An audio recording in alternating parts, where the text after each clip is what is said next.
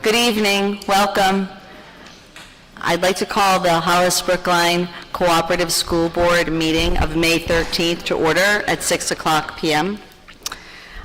Before we get started, I do want to say welcome to all of you.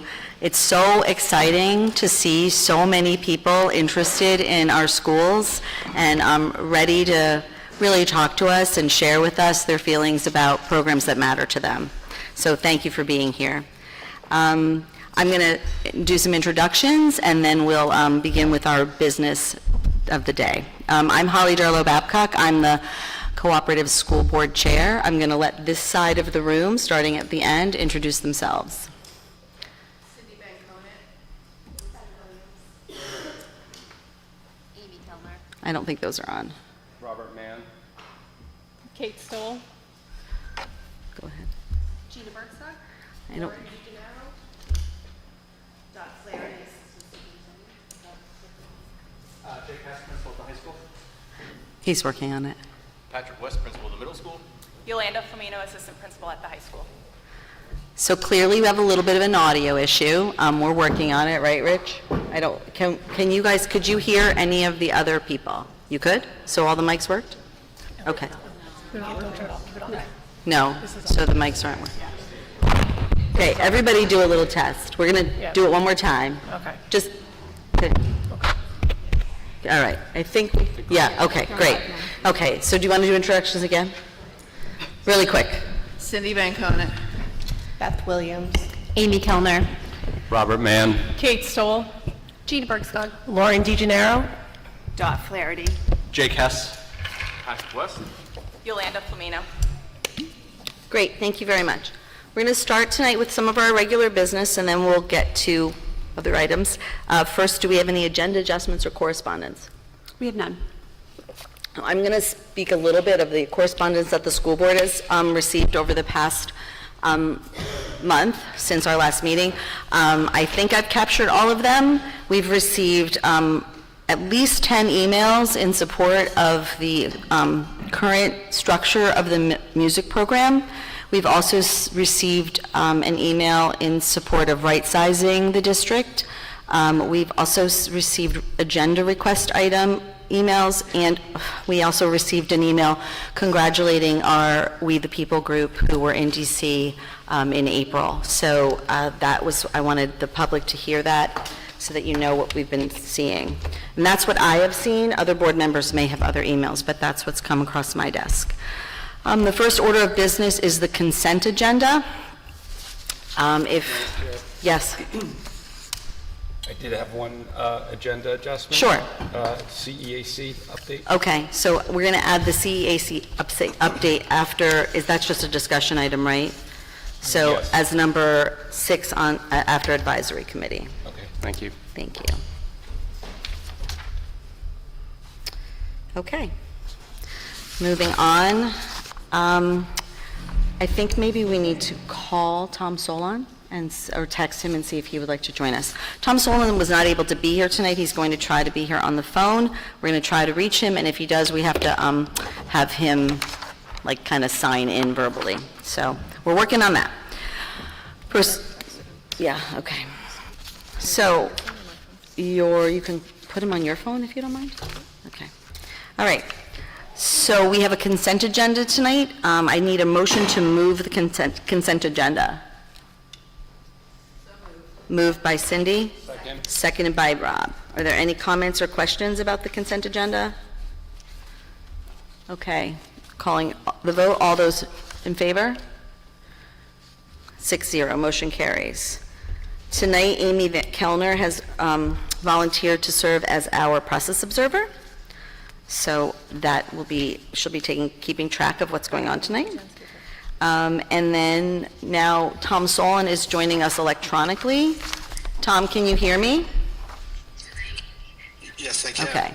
So Tom, as Tom is going to be participating electronically in accordance with the right to know law, I will request that you state for your record where you are, why your in attendance in person was not reasonably practical, if anyone is with you, and whether or not you're able to hear the proceedings. Thank you. I am at my home.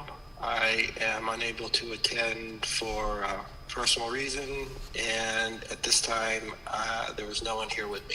Great, and you're able to hear us, great. So Yes, I am. for the record, at this point, all votes will be taken by roll call because we have a person on the phone. So, great, thanks, Tom, for being here. Yeah, I'm gonna be listening through the video, so there may be a little bit of delay Okay, in my responding to a question. okay, No problem. okay, thank you. Thanks. Okay, moving on, we have some minutes. I need a motion to approve as presented the annual minutes from March 19th, 2026. So moved. Moved by Rob. Second. Second by Kate. Is there any further comment or questions on those minutes? Okay, all those in favor, roll call. Cindy? Aye. Beth, I. Amy, I. Rob, aye. Kate, aye. Tom? Tom, I. And Holly, aye. So that's 700. Motion carries. All right, and then there's minutes from the April 8th, 2026 meeting with the following amendments. Page 3, line 45, replace theirs, the spelling of theirs with theirs. Page 7, line 35, replace as with was, following there. Page 13, line 24, replace note with noted. Page 14, line 43, replace he with the. Page 16, line 13, replace teaches with teachers. Page 17, line 7, replace he with the. And page 19, line 42, replace hose with those. I need a motion to approve as amended. Moved by Beth. Second. Second by Rob. And are there any questions or comments? Okay, seeing none, I will ask roll call vote starting with Cindy. Cindy, aye. Beth, aye. Amy, I. Rob, aye. Kate, aye. Tom? Tom, I. And Holly, aye. So those are approved as amended, 700. And then we had non-public minutes of April 8th, 2026. I need a motion to approve as presented. So moved. So moved by Kate, and I need a second. Second by, who was that? Beth, thank you. It's hard because I can't see you all. So, and also with my glasses, I can't see you all. All right, so I need a vote. Cindy? Cindy, aye. Beth, I. Amy, I. Rob, aye. Kate, aye. Tom, I. And Holly, aye. Great. Thank you. Moving on the agenda, the next item of business is the presentation on enrollment and class size data, and I'm going to start with a little introduction. So, good evening. Thank you all for coming.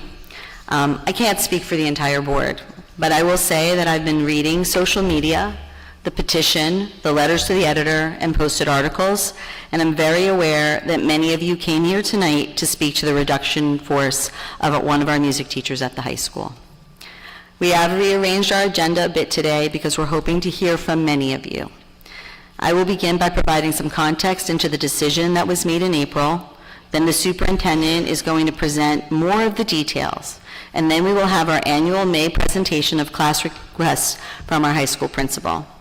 After that, we will open the floor for public comment, and later on in our agenda, we will be discussing potential changes to our current class size policy, which may be of interest to all of you.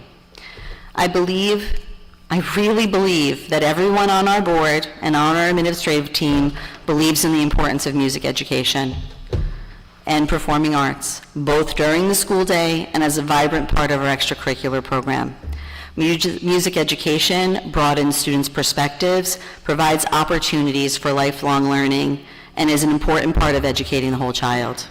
Not only that, music and performing arts add that spark that makes a dynamic and well-rounded and well-developed community. For that reason, I want to be clear that we have not cut band.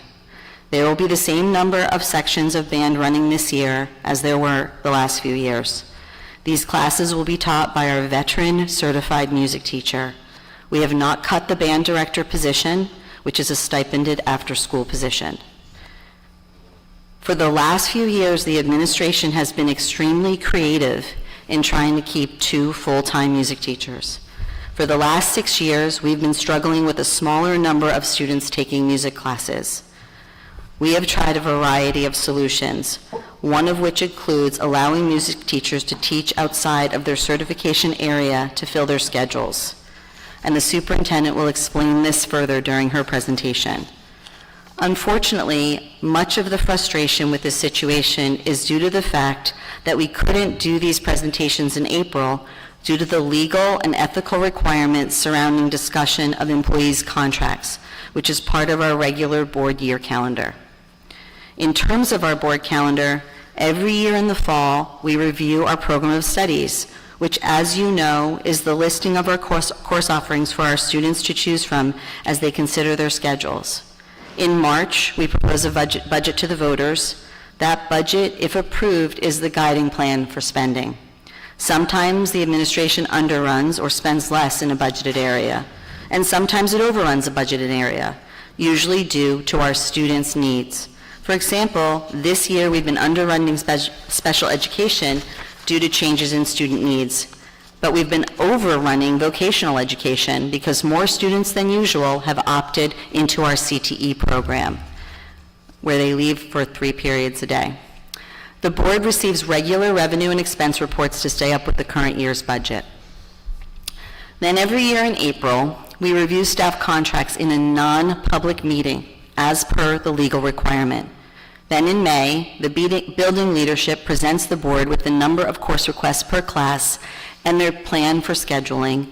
And then finally, in October or November, the principals present us with the actual course enrollments for the year. For the past 6 years, we have seen lower numbers not just in concert and jazz band, but across many of our music offerings. Over this period of time, during the program of studies and class size presentations, this board has discussed the decreasing numbers for our band and music classes. In November of 2022, we discussed small music numbers and the combining of guitar 1 and 2 in order to hold the class.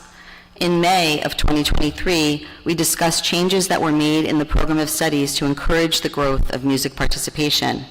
In November of 2023, we had an extensive discussion regarding consolidation of small, under-enrolled music classes, but the leadership team asked that we give music some more time to build enrollment, and we agreed to do so.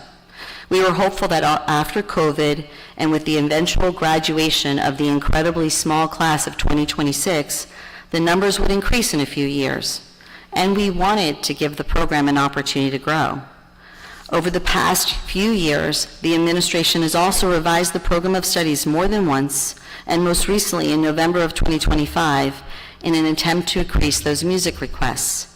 All of those revisions to the program of studies in all of our departments are driven by suggestions from the department chairs themselves, because they know their students. So they look at their students, they try to figure out what would be the best way to develop a program of studies that would appeal to their students.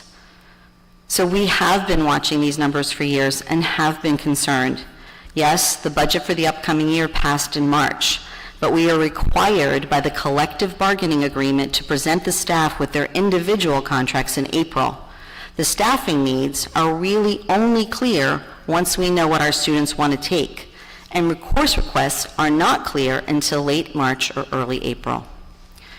RSA 91-A:3 is the law that states that a board go into non-public when discussing the dismissal, promotion, or compensation of any public employment.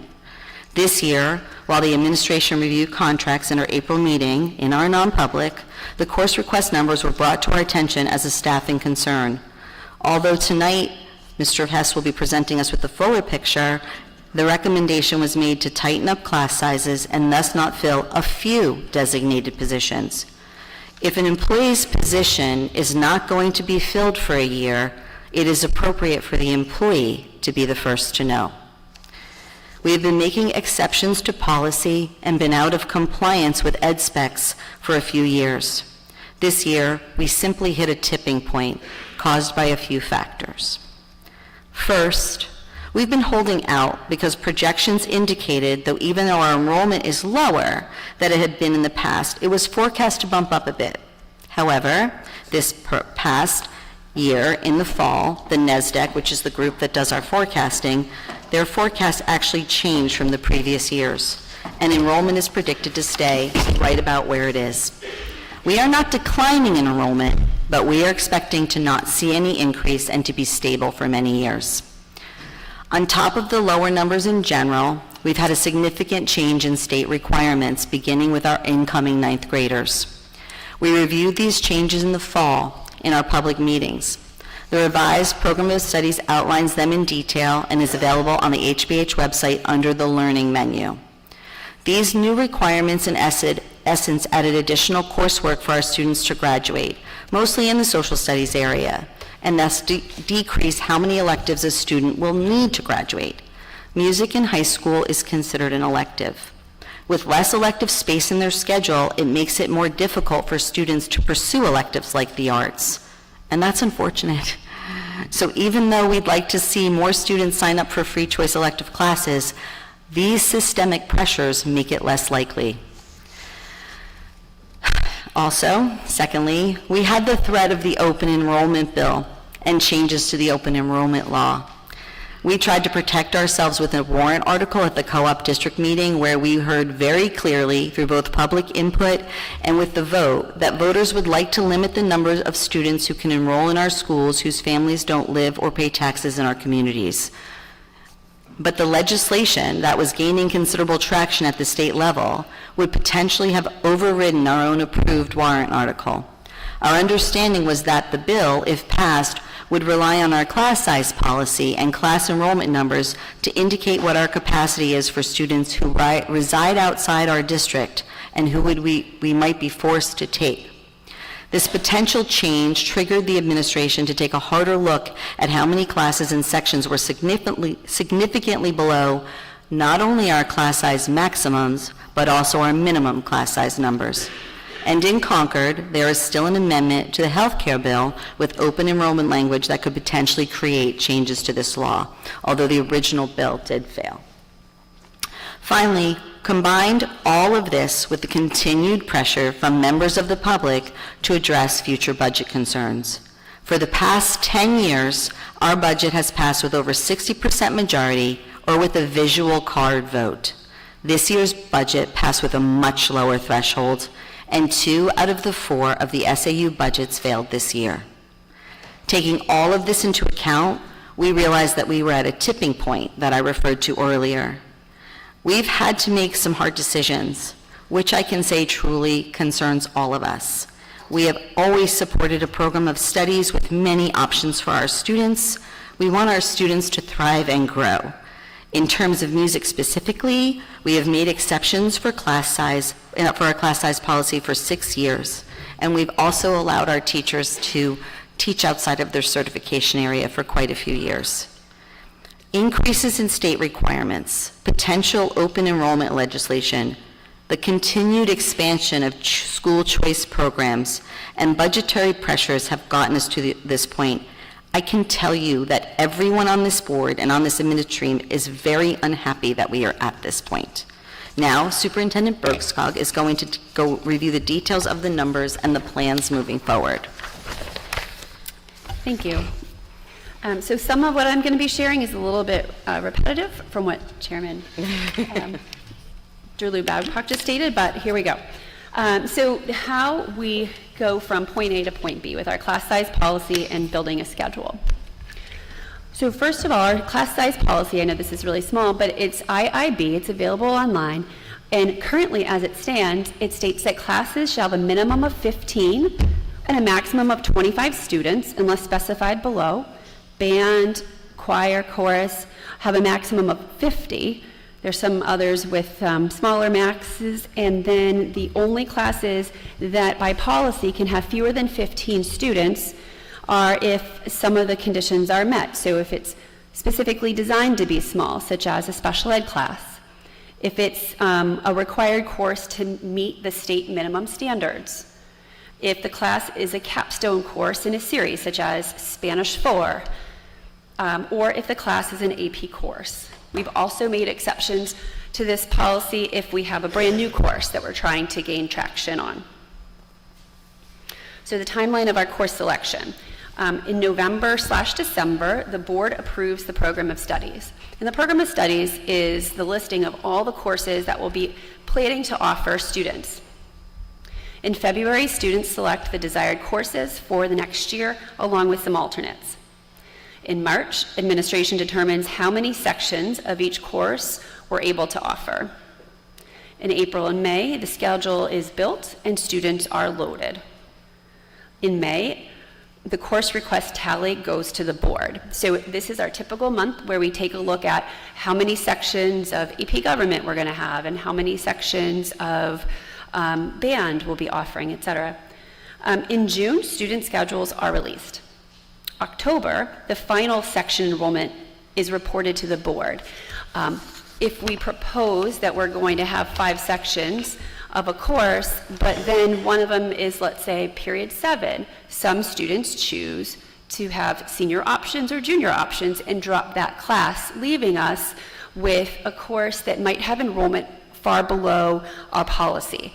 But we built it with the students who selected that. So between May and September, October, we see our enrollment numbers decrease based on individual student selection. So when we're looking at our course request tally, we have to look to see if the class exceeds the specified maximum size or falls below the recommended minimum outlined in the policy. The principal is to consult with me, the superintendent, who will assist in reviewing the situation before deciding to take such steps as hiring additional personnel, or adding and eliminating sections, or using other resources. Recently, we saw this shift. We had a computer science teacher and we had an engineering teacher.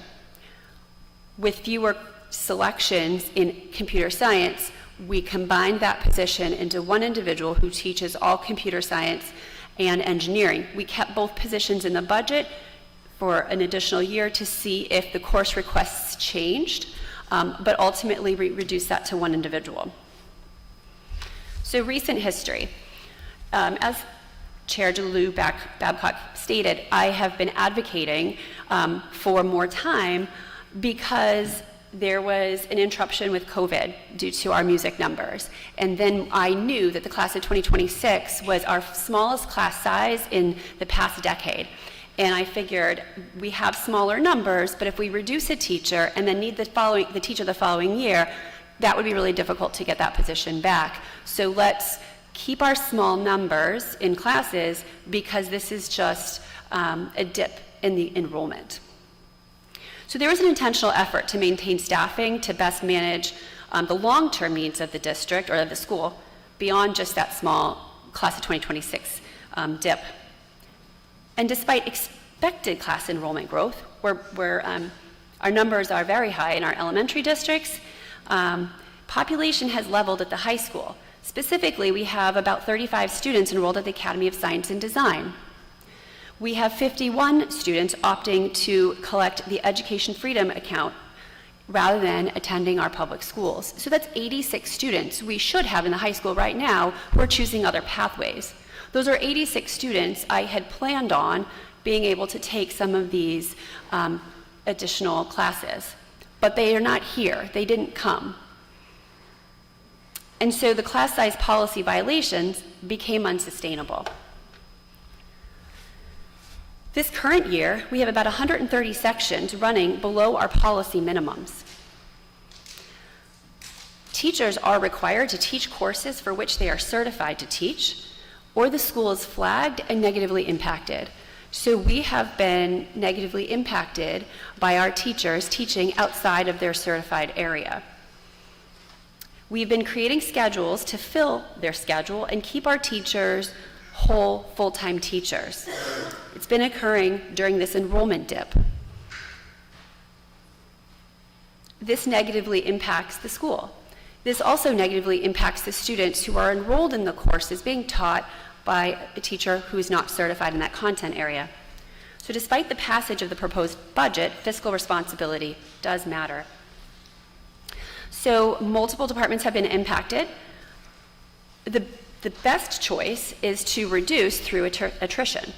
So the library media specialist position here at the middle school will not be filled, and that's due to a retirement. There is a vacancy in the English department, and that will not be filled. There's a vacancy in the science department, and that will not be filled.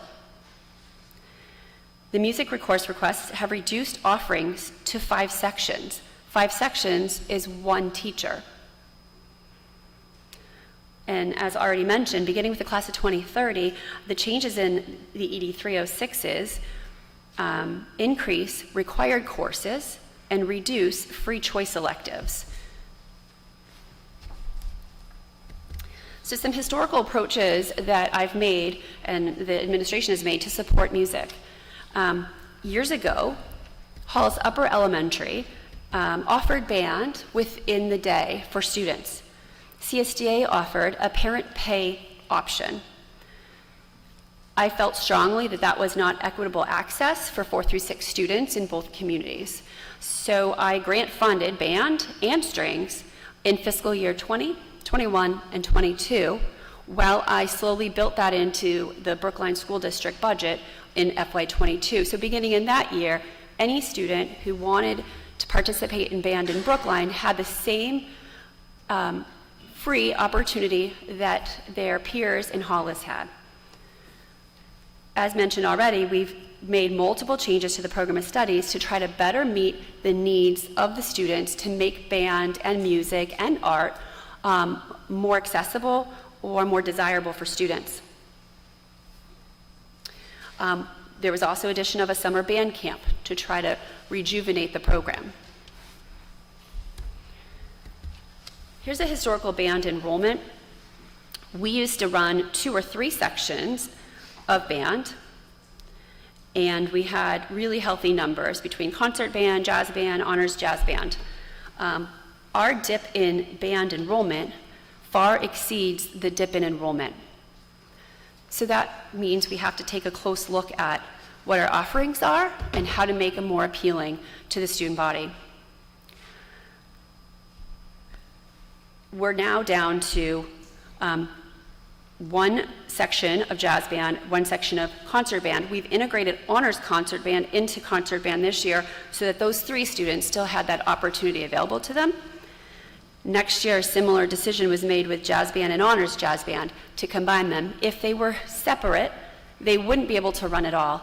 And there was a strong desire to make sure that we didn't lose band or music altogether. And so we went against the program of studies by changing the way band was. We had offered it as an every other. We switched it to every day to ensure that students would have access to band or jazz band or both next year. Our numbers are healthy at the middle school, but there's a shift when the middle school students enter the high school. So we need to dig into that and better understand why those choices are being made as the students approach the high school. Less glamorous are the requirements that I as superintendent have to consider. So RSA 193E requires school districts to provide access to an adequate education. Adequate education is defined by the state legislature. ED 50301 requires that employees hold a valid credential appropriate to their assigned position. ED 50302 states that the superintendent would lose his or her credential for placing an employee in an assignment outside of their credential. We are at that point right now. So as we move forward to next year, we're moving forward with the 1.0 music teacher, meaning 1 teacher. However, 2 full-time teachers will remain in the fiscal year 28 budget as we hope to grow the program. So while we are filling 1 position, the hope is we make it available. If the interest increases, we would have the funding to support it. We would potentially add stipended positions to support music as needed. Much of what I've heard through emails, phone calls that I've received are the after-school components, not simply the curriculum program that we're looking at right now. And the after-school components have been supported by more than just the 2 music teachers, and that will continue to happen. The music teachers kind of determine what they would propose to do the following year. However, we understand that there are so many offerings, and that is burdensome for 1 individual, which is why we're open to additional individuals. We've reached out to community members and teachers from other schools who've already offered to participate in these after-school activities. We're going to continue to offer the variety in music courses to students. We're aiming to right-size the staff based on course requests and evolving requirements.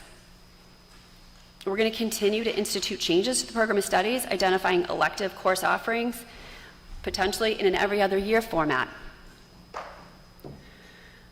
That might be especially important in arts, where you can't take ceramics every year, but maybe every other year if it's less desirable, if I don't have enough students in one particular year.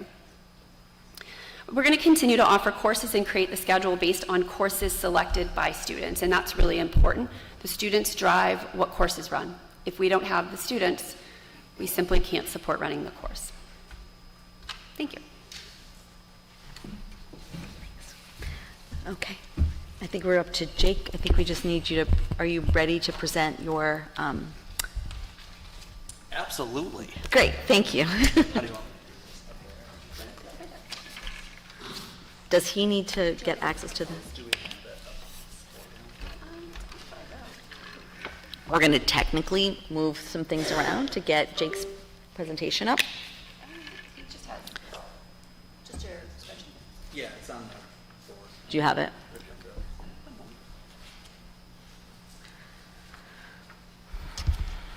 Okay. Our agenda is posted online. If you want to look at it, you'll be able to click the clacks underneath principals reports. What you're looking for is the 26-27 enrollment requested numbers, which would be underneath the principal reports.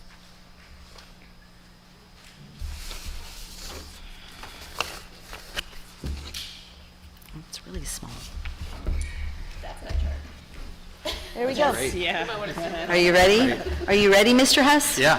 Thank you. Now, Mr. Hess will present the enrollment numbers. Thank you. So I'm assuming this is the last meeting I get to play the new guy card. Yes, So yes. I remember sitting in the October meeting when I had to present the numbers for this current school year for a schedule that I didn't create because I wasn't the principal then. And just remember looking at superintendent and other people and be like, that's how they did it.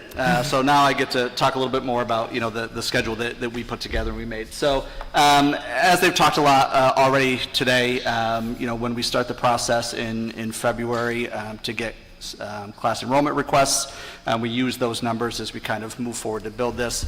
As we go through this chart, any class with a strike through is a class, a decision that we had to not run that course. There are 25 courses across all content areas that we are not running due to being either slightly below or far below the class enrollment policy. If we want to go through these by Yeah. each department.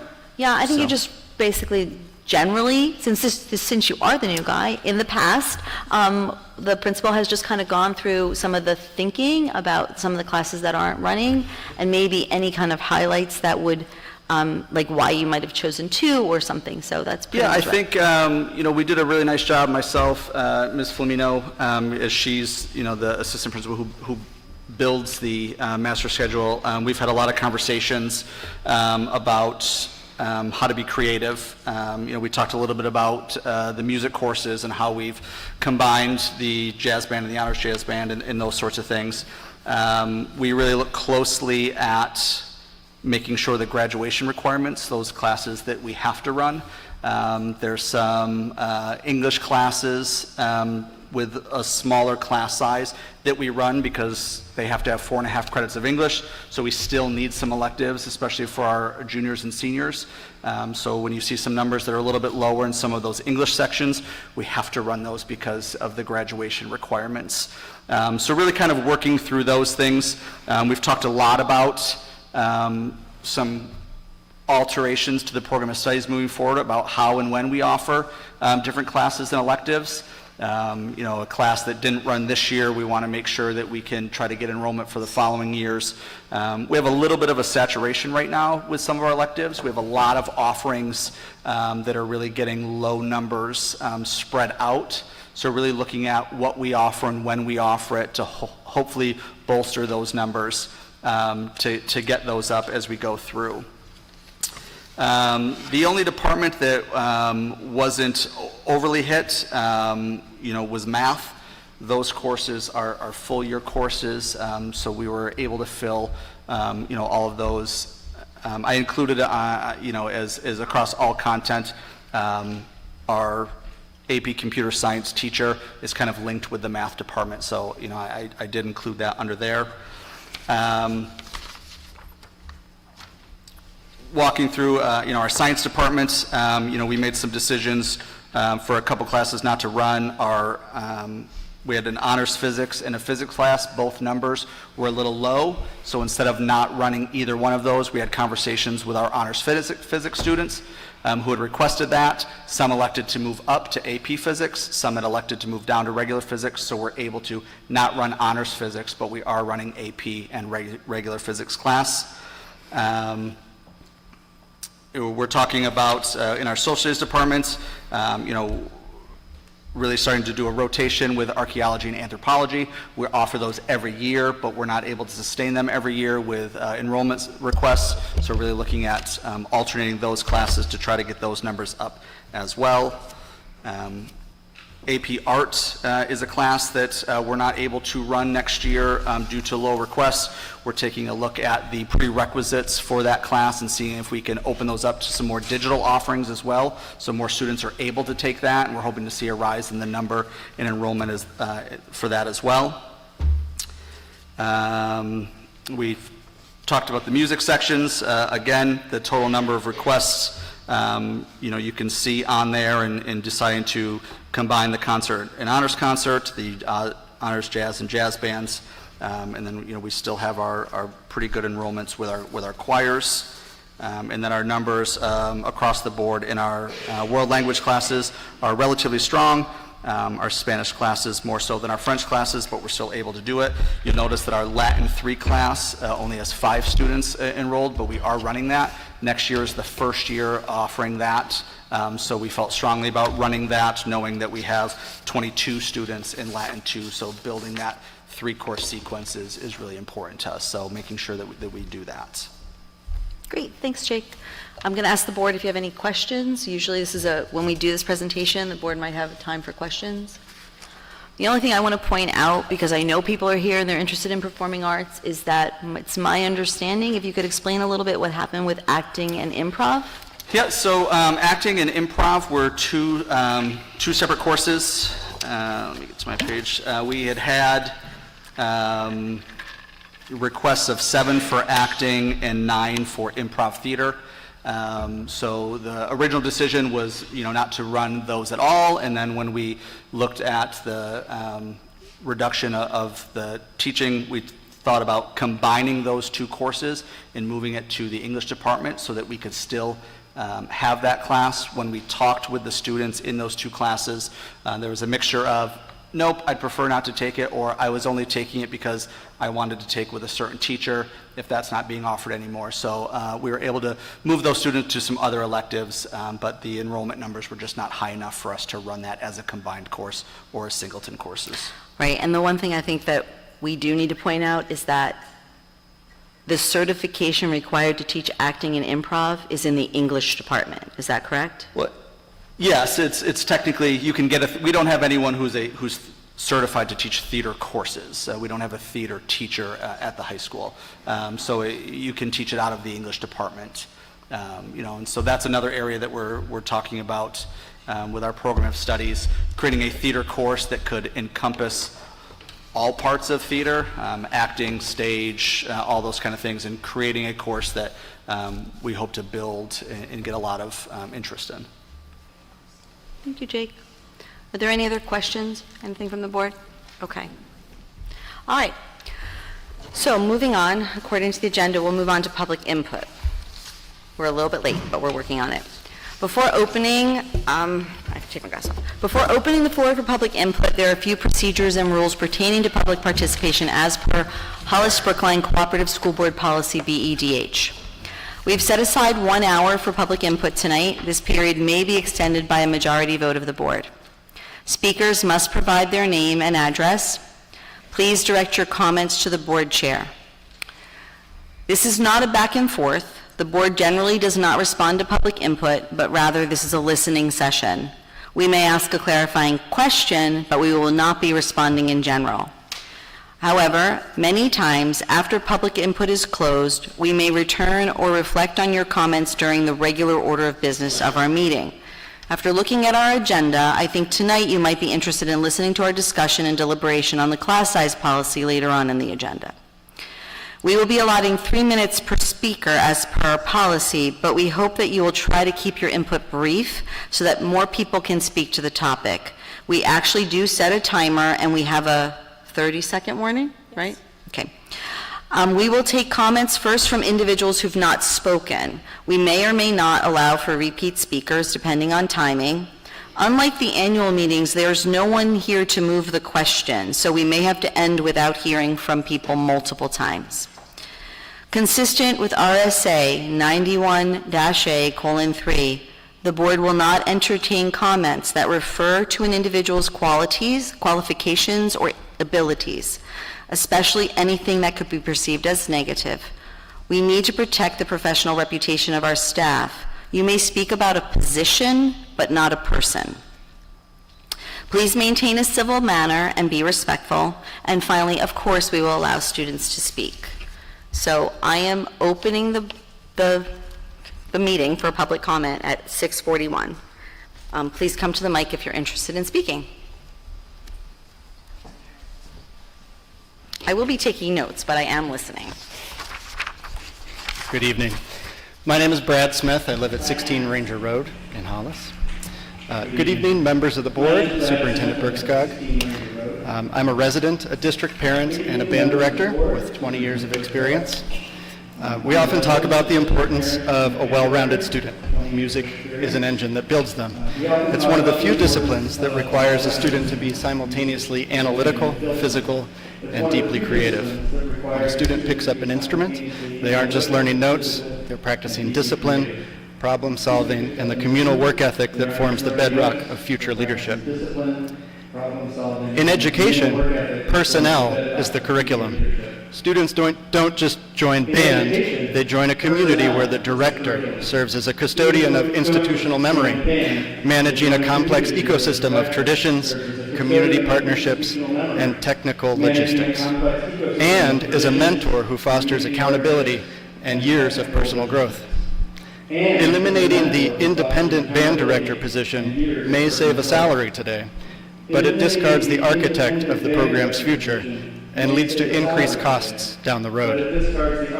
The administration frames this cut as a logistical necessity based on enrollment, but a cut is not a plan, it's a retreat. The proposal to merge this role with the choral department ignores the specialized education and skill set required for instrumental instruction.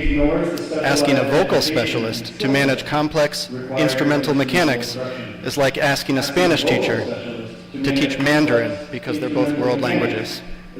This doesn't just reduce quality, it sets the educator up for failure and puts tens of thousands of dollars in district equipment at risk. Furthermore, relying on stipends for after-school roles, especially if they're primarily filled by one person, ignores the reality of human limits. Expecting one teacher to manage the daytime curriculum of 2 departments while maintaining a double schedule of festivals, clinics, and performances on evenings and weekends is a recipe for burnout, higher staff turnover, and potentially the collapse of the entire music department. Enrollment dips in music programs are often symptoms of pipeline disruptions and scheduling barriers, not a lack of interest. If the board is concerned about numbers, the solution is a strategic plan for recruitment and retention from 4th grade through graduation, not the elimination of the staff needed to execute it. If this position is cut, you aren't pausing the program, you're breaking it. Rebuilding later will cost far more in time and resources than maintaining it today. I urge you to preserve this position, shift the focus to rebuilding rather than dismantling. Let's protect the creative heart of our schools and the stability our students deserve. Thank you very much.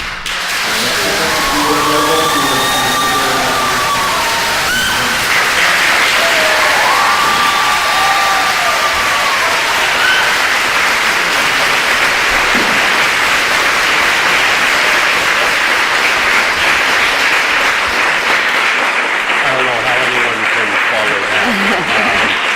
Well said, sir. if you won't mind when I have speeches. Good evening. Thank you for your time here tonight. And also thank you for all the information that you all just presented. I know for me that was actually very helpful. It doesn't mean I agree with the decision. I need your name. I know who you are. Oh, I'm sorry. My Please say your apologies. name for the record. Brendan LaFlamme, Nartoff Road, Hollis. Thank you.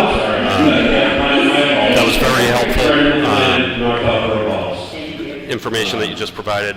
It doesn't change my opinions at all. And it's going to, I'm going to kind of reduce what I had to say now. So,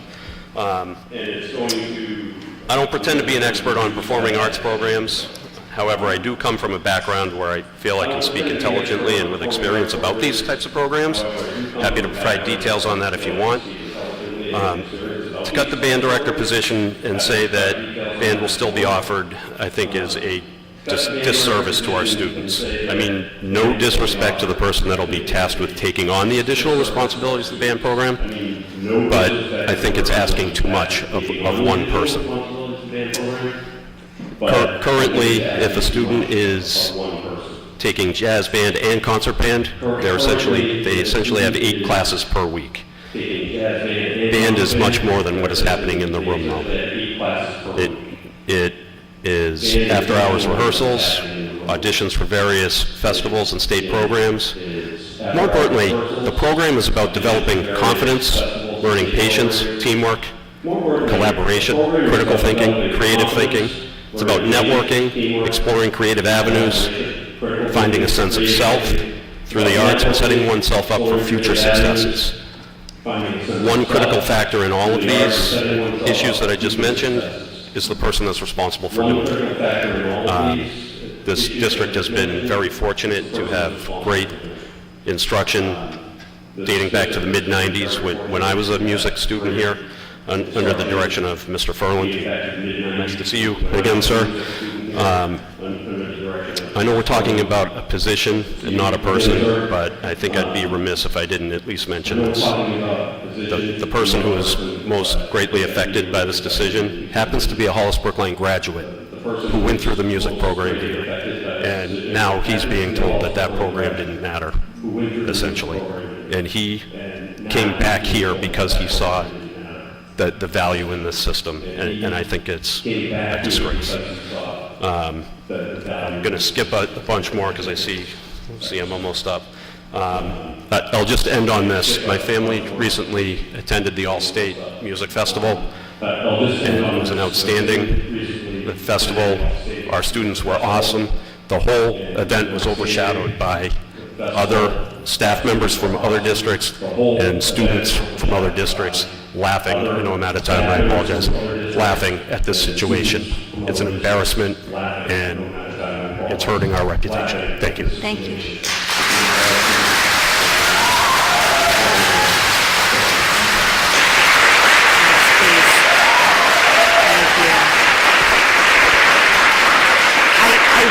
I really appreciate your applause and enthusiasm. I really do. But I'd like to get through people speaking as well. So, come on. Okay, Bonnie Bruno, Hollis, Milton Place. But if there's one more applause, if I do that good, I'll. But I'm going to segue after what the chief just said, because the reputation is a different perspective that I have. Meaning that we have a promise of Hollis. And I actually have more questions based on the presentation that I heard today than what I was thinking. But we have a promise of Hollis, and that's a vibrant, robust community. And we have great property values, which are an investment, because of our public schools. And I don't want to wake up one day and have the promise of Hollis broken and be living in a broken promise. These 3 things are incredibly integral to what creates our town. And so somebody who doesn't have kids in the school system, never had kids in the school system, but is happy to pay my fair share, I don't want to get into the state part of it, but at least my fair share to support the public schools and the students, happy to do it. But I don't want to have a town where people are like, oh, did you ever think about going to Hollis, moving? Well, Hollis used to, but because, we have residents here who are 65 and older, which is the majority of our town, who probably raised their kids here and have their property and are looking for a return on their investment. We have families that are moving here who are making an investment in their students, but also their properties, and somebody like me who bought property here making an investment because of the promise of Hollis. And that major foundation for our Hollis promise is because the schools and it's a desirable community. And when you start cutting, and I had more, like I said, I ended up having more questions because of the, holding it and not holding it and, having somebody teach it that doesn't quite have the curriculum.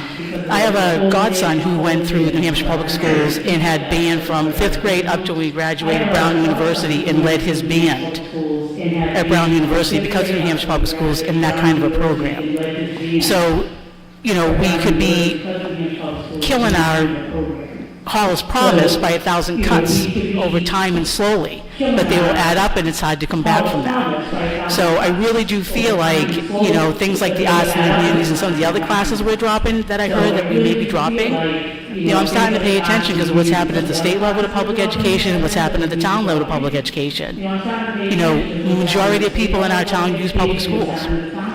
And the Hollis promise, to me, we're not going to have a real estate collapse next Tuesday if this position gets cut, but over time and slowly the reputation and the promise of Hollis starts to get tarnished. And that's the perspective I'm bringing rather than being somebody who has a student in the school system. Thank you. Thank you very much. Thank you.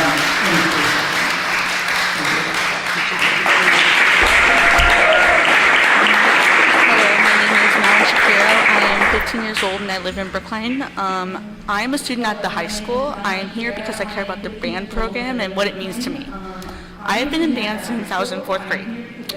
Being a band member has taught me teamwork, patience, confidence, and has given me many learning experiences. Band is more than a class. It is a place where students learn discipline, teamwork, and patience. It gives us a safe place to belong and express ourselves. Our band director does more than teach music. He encourages us, supports us when we are struggling, and is an active member in several communities. A great band director changes lives, not just teaching music. Removing this position will hurt students academically, emotionally, and socially. As students, we have a sense of pride in band and representing our school. Please consider keeping the position of band director open. Thank you. Thank you.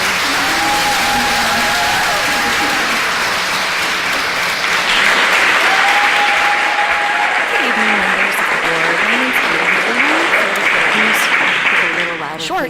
Katie Marino, 34, Wafa student involved in the music program here at Hollisburg High School. I understand budgets and enrollment numbers are important, but removing the band director position is undeniably a cut to the band program, regardless of whether band classes technically remain on the schedule. A strong band program depends on dedicated leadership, mentorship, recruitment, performance preparation, and consistency for students over many years. Removing a dedicated director fundamentally changes the quality of that experience. I'm also concerned by the suggestion that community members could potentially help fill these gaps. Community support is valuable, but extracurricular leadership and music instruction should not depend on others replacing trained educators. Our students deserve qualified, consistent leadership. And while the district says it is waiting to see whether enrollment increases as middle school students move up, I would argue that weakening the program now risks discouraging future participation even further. Strong programs attract students, reduced programs do not. The arts are not extras. They are an important part of student engagement, school culture, and educational excellence. I urge the board to reconsider this decision. Thank you so much for your time and consideration. Thank you. Excuse me, just 1 second. I do want to clarify that not all of the stipended performing arts positions are held by the 2 music teachers who are currently in the building. Many of our performing arts stipended positions have been done by other teachers in the building and other community members. We've been operating that way for years, so I do want to clarify that one point. Okay. Is there someone else? Thank you. Good evening. I'm Abby Cotelli Carr, 1852 Sanford Road, Wells, Maine. My parents... Hold on one second, Abby. I'm not going to say, I know that you're a former student, so I have no issue with you speaking at some point, but I do want to make sure that any resident would like to speak first, and if we get to an hour, I may not be able to allow you to speak. So is there another resident who would like to speak? Thank you. My name is Sabrina Ricks. I live at 35 Hood Road in Brookline, New Hampshire. And if I could, I would give my time to the non-resident alum. We really don't, that's in our policy, we don't allow you to give time, so. I'm just saying if I could, because I know that the alumni in the room have a lot to say about the programming that we are discussing. So anyway, I have two children that have gone through HBHS. One graduated Saturday from Keene State with a degree in fine arts, not fine arts, in, I'm a little upset, I'm It's sorry. okay, I understand. Are you saying, did they do some sort of music or arts or something? Theater and dance, with the concentration in acting. She would not have been able to pursue her calling if she had not received the education and support of the staff at Hollis Brookline High School.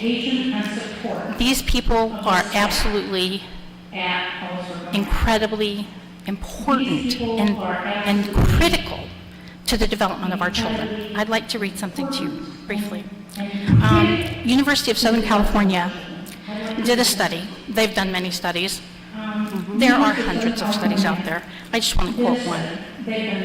Neuroscientists there determined that students who receive music instruction develop auditory processing more readily and more thoroughly than students without.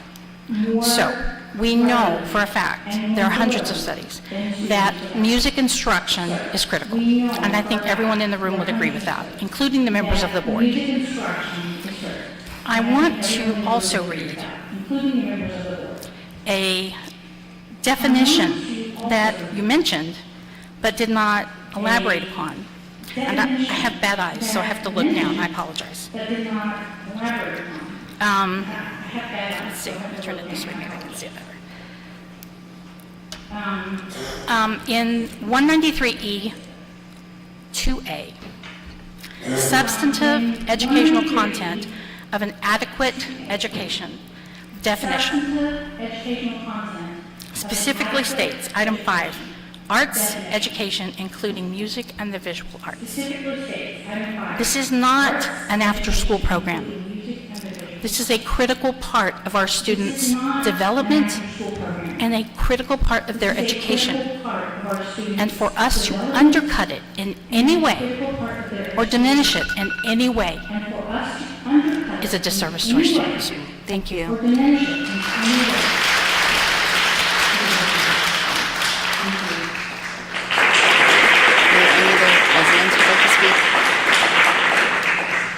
My name is Kaylee Barshard, and I live on Ben Farnsworth Road in Brookline. I didn't prepare anything to speak, and I'm actually not here to necessarily talk about the band director position or performing arts. Something that I'm a little bit more concerned about is our English and specifically the middle school librarian position, and I guess I just have more questions than something I would like to say.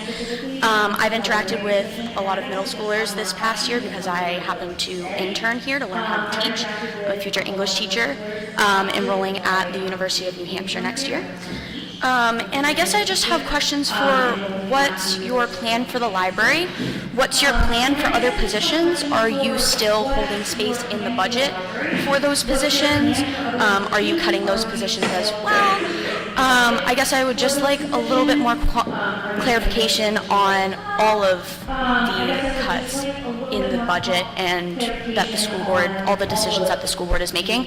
I understand that the performing arts is really the big thing that you guys are focusing on, because obviously there's a lot of people here that are concerned about that. But I want to make sure that we are also looking at the whole picture and that we're not forgetting any one student. I find that English students in particular are quite swept under the rug because this is a very science and math heavy school, which is fantastic. But I just want to make sure that students like me who love English and students who love band, like all the lovely ones behind me, aren't forgotten about either. So I would really urge you to think about those students. So thank you. Thank you.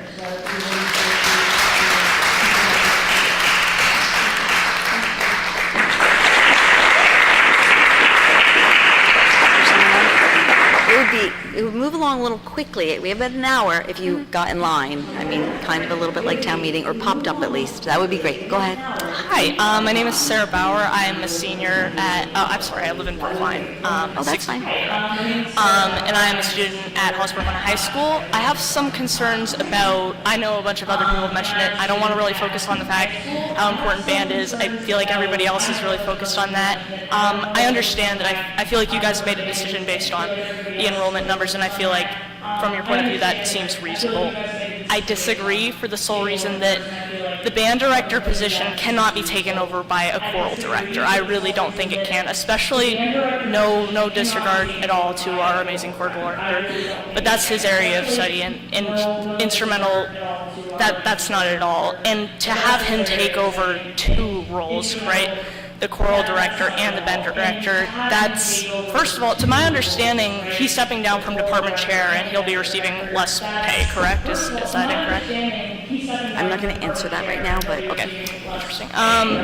But also, it's extremely unfair, right? Cav block, that's now, he's going to be in the choir room one day, the band room the other day. That takes away from choir kids as well, where numbers are strong as well. I feel like this is a cut not only to the, it's not just it doesn't just hurt the band program, it hurts the choir program too. You're taking away the choir director from where he's needed to an area where he doesn't have the expertise to do the service that the band kids deserve. And I also understand that band numbers are down, but again, as many people have said, my move, I would urge you to reconsider cutting the position entirely. I understand that enrollment numbers are down and perhaps the projected number is also not what it would normally be, but also to my understanding, the numbers at the elementary level from the most recent year have exceeded what they were pre-COVID times. I feel like that's an indication that in a couple years, there's just going to be a flow far greater than can be taken over by one person. Even at this point, I would really argue that the position cannot be taken over by one person just based on the amount of work that is put into the band director position itself, with all the festivals and all of the after-school programs, all the, like, I was in pep band, pit band, I've gone to All-State, Jazz All-State, Chamber All-State. I'm like heavily involved in music. I really wish that every student that goes into band has that opportunity. I don't think I would have gone into band if I knew that there wasn't going to be a band director for me there. I think that would be a disservice to any student that was going on. I yield my time. Thank you so much for your consideration. Thank you.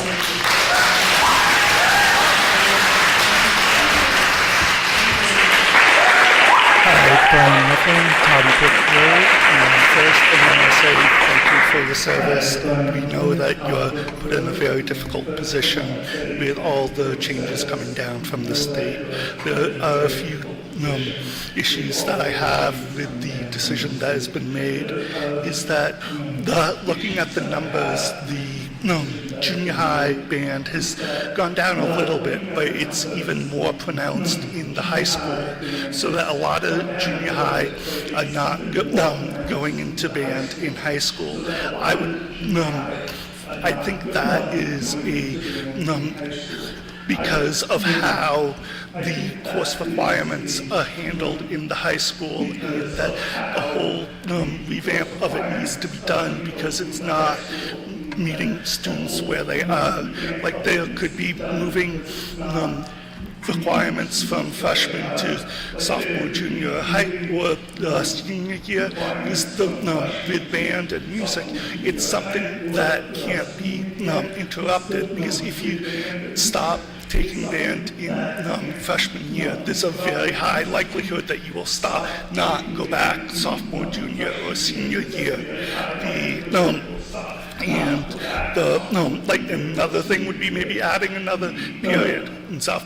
I don't know about all the requirements about class time and everything else like that, but and that there's also the impact from COVID, where I can't imagine a worse introduction to music than being taught over Zoom. And I just want to say thank you for your time and consideration. And one other point would be, I know that you have to have a lot of privacy due to the staff members, but if there was a way that people could present their viewpoints before a decision has been made, so that, like right now, I don't even know if the decision could be changed, but have the input before the decision is made. Thank you very much for your time. Thank you, Brian. Good evening, my name is Des Adrian, Broad Street in Hollis, New Yorkshire, and I don't even have to go into the details. I think it's been said plenty of times how impactful this, the performing arts have been for us, but I just call upon you to think about, a couple of things, how disenfranchising this is to current performing arts students, across, the district, right, and what kind of message it sends to students in the middle school, the elementary schools, right? I've spoken with teachers and even a board member of the elementary school, and I call on you to think about the current problem with class sizes down there. I mean, maybe right now it seems like a good decision to reduce the size of the performing arts, particularly by, reducing the amount of staff, between choir and band, right? But what's going to happen when that influx of students, inevitably reaches the high school, right? And another thing I was just thinking about for myself, I haven't been able to find the enrollment numbers for the primary schools, right, in music and whatnot, but it really doesn't matter. There is a significant problem, from what I hear, with class sizes down there. And I was also thinking about, throughout middle school and even high school, we have requirements for athletics. We need credits to graduate, right? In middle school, you are required to take a music course, right? So I was thinking about, how come we don't have that required in the high school? We have an athletic requirement to graduate. Why don't we need a credit in music? I mean, it really doesn't have to be anything huge, but if we require it in the middle school, why don't we have it in high school? I mean, we're not really guiding the music program in that regard. So these are just questions I had for myself and for you folks. I'm sure you have good answers to them, and I hope you take into consideration what I said. So thank you. Thank you. Just to clarify, again, the state creates the requirements for graduation. We don't, but there is a half credit requirement for a visual and performing arts. Is that still, because we made the changes, we still have a half credit. So, yeah. There's no half credit. And there's not an athletic requirement, there's a physical education requirement, and actually, but a few years ago, we allowed our students to use, for their sophomore year, there's a half credit of gym required, physical education, a few years ago, to open up our kids' schedules, to give them more opportunity to take electives. We allow them to petition, apply for, you want to speak to it, Gina? Yeah, so there's flex PE, so you could get credit by doing a varsity sport, or if you engage in an activity outside of school, horseback riding, dance, anything, you could utilize that for your half credit of physical education to open up your schedule for other electives. Yes, thanks. Go ahead. Hi, Julie Damaris, 24 Mill Road. Again, thank you for your time tonight. I echo what everybody else has said and contributed. For myself, I was in band from early elementary school into high school, and I remember some of my academic teachers. Nothing against them. I don't have very strong memories, but I will say that of my band experiences and my band instructors, they're indelible in my mind. I had very strong connections with my band directors, with the peers that were in those bands with me, and while I couldn't tell you probably a lot of stories about math or other classes, I could stay here all evening and tell you stories about being, in band and all the foibles and all of the challenges and this deep sense of achievement that you get from hours and hours of practice. Band is one of those classes that kids will return to year after year because it's something they build on and they work hard for, and they not only work for their own skills, but they're developing those relationships with their peers, with their band directors. And I think that we've talked a lot about tonight, or what we heard a lot tonight, was that there isn't a lot of interest in these classes, but I really think that it's less about that, and there's a lot of scheduling issues. I know my own child had to make the choice of putting off their foreign language for the first 2 years so they could accommodate band and also be responsible and have a study period so that they knew that they could get through those first couple of years. And now they're taking that on VLAX, and that's a choice that they made. We talked to another parent whose child had to choose between chemistry and band. And to be honest, my child really wanted to do the biology CTE program next year. And thank goodness it worked out that it just happened that band is not, in the afternoon. So they're able to do that. But that's an impossible choice, really, and it's not one that I think is fair. And I don't think you can say the same of ceramics or some of the other electives that people take in high school, where it's like, are they going to go home and tell stories and really practice at their ceramics? I think that it's a different experience, and I think music carries into your adult life all the way through. I have skills, and I have a depth of understanding of people, of challenges, of how things connect, of music that I, carried with me into my adulthood. So I guess I would just ask you all to really dig deep and see if there's some other way to accommodate scheduling in a different way for those first 2 years, because it's also not something that you can skip band for a year or two and then hop back into. And I understand you're saying that band isn't being taken away. I agree with everyone who has talked about the importance of having a skilled and an experienced band instructor. It's different, and it does mean a lot. So Thank you. Thank you.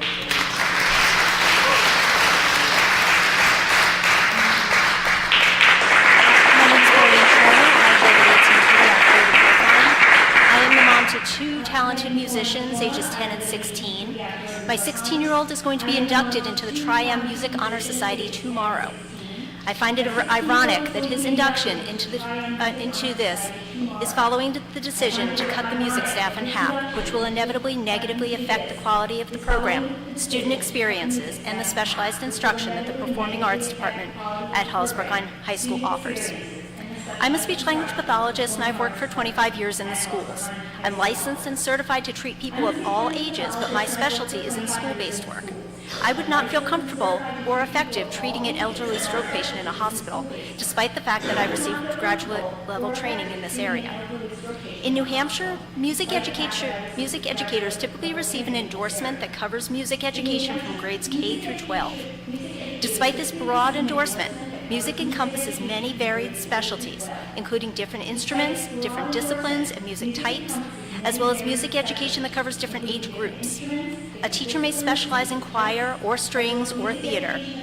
As with many disciplines, teachers are most effective when they practice in their area of expertise. I would not want my student who is learning to play the trombone to receive their music education from a teacher who specializes in voice. Our Performing Arts Department needs and deserves multiple teachers who have varied specialties in order to provide our students with the high-quality music education that they deserve. A choir director teaching band would need to understand fingering charts, embouchure, instrumental techniques that differ from vocal techniques. Would a choir director be able to troubleshoot a last-minute instrumental problem like a stuck valve right before a performance? Something very similar happened to me when I was in high school. I was auditioning for Allstate, and part of my clarinet broke. And it was only because my band director was there with me that he was able to fix that. Please reconsider reinstating the band director position at Hollis-Brookline High School. Cutting this position sends the community a message that the district is not supportive of a very highly regarded and successful performing arts program. Our students deserve meaningful access to the arts. Thank you.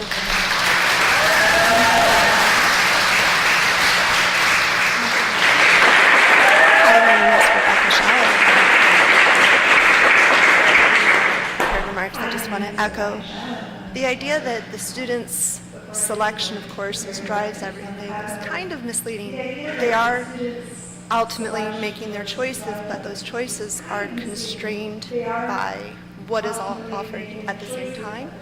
What can they fit into their schedule that's required, and is that competing with what their elective choices are? Additionally, in preparing for this meeting, I've talked to several families of ninth graders. I have a ninth grader in the music program. I also have a middle schooler in the music program.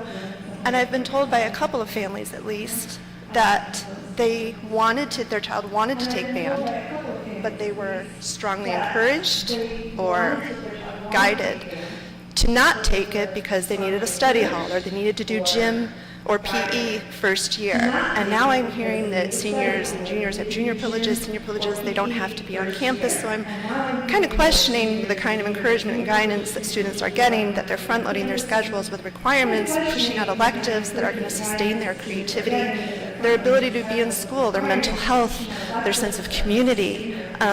So holding that up as it's the student choice, I think that's misleading to some extent.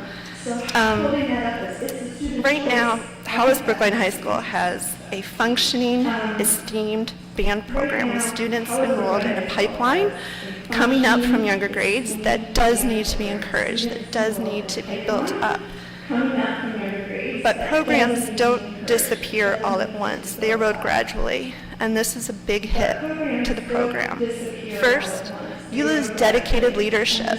You've heard the impact that the individuals in the music department have on the students, and that is not replaceable.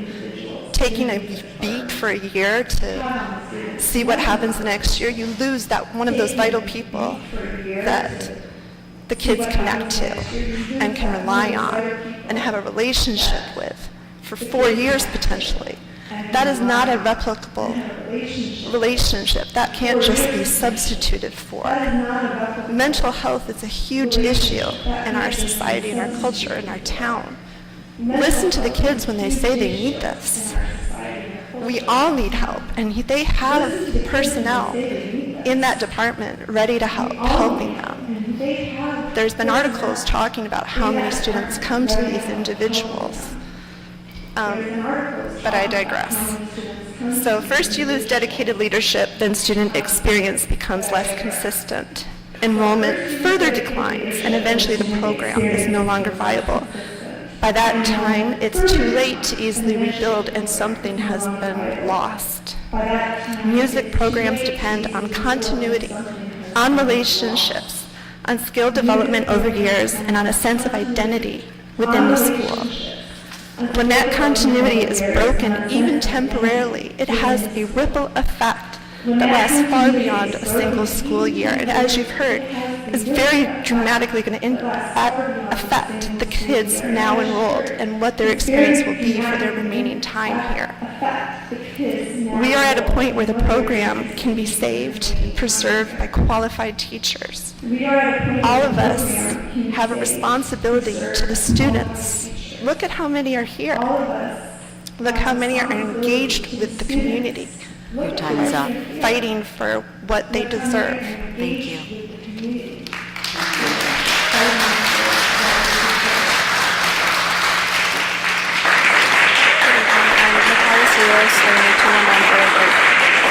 I'd like to speak for all of the band students here watching today and any choir kids as well, that our director is great, and we would like for the position itself to not be removed.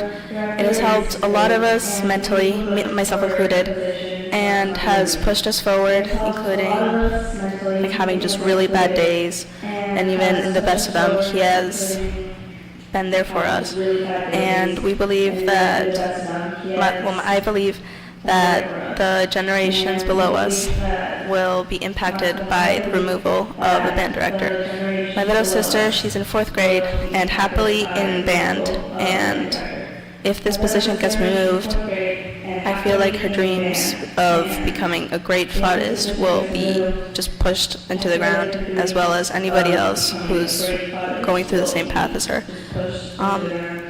This is just a reminder that band is important to us, and the music department, we really appreciate it, and we've come a long way, and it's just really sad to have it pushed down. Thank you. And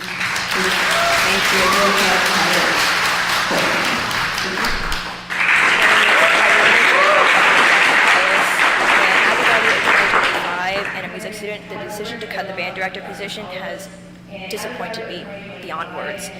I took every music class available to me: concert band, honors jazz band, concert choir, jazz choir, what was a thing, music theory and comp. And I would not be the person today, I am today, without it. I am going to audition to Berkeley, I'm pursuing music, I am playing 20 different instruments. I would not have done that without this band director position.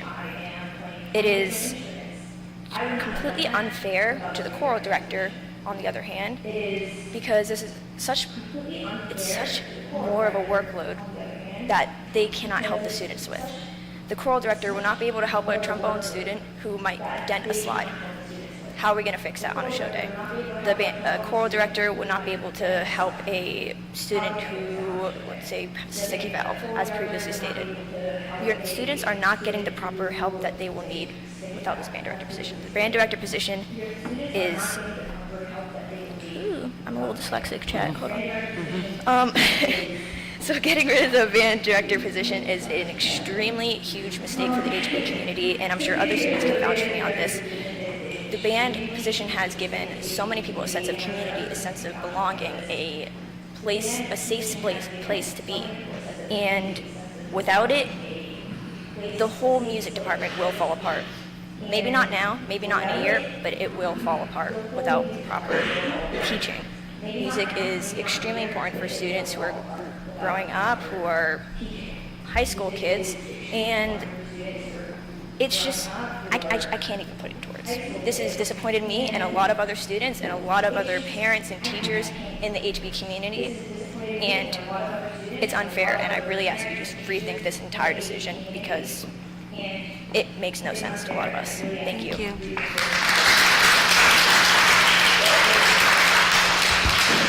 Hello, my name is Vanessa Carroll. I live on 43 Taylor Drive in Brooklyn. I did print something out, but my printer wasn't working, so I'm looking at my phone. Classic printers. So I'm here to discuss the importance of sustaining a strong performing arts program. It's really beautiful to see so many students and community members showing up for this. Clearly a lot of people really care about this. I, along with many parents and community members here tonight, have been working extensively since the announcement of this decision to really understand all the angles, and it's helpful to see the slideshow and really understand where you guys are coming from. Despite all of that, I do believe that this is a huge step in the wrong direction for our community. I'm a Hollis Brookline class of 2016 graduate, and I went to the renowned Berklee College of Music in Boston, Massachusetts, where I studied music therapy. I am now a full-time self-employed voice teacher and music therapist. I could share endless stories of how music has changed my life and the lives of those it touches.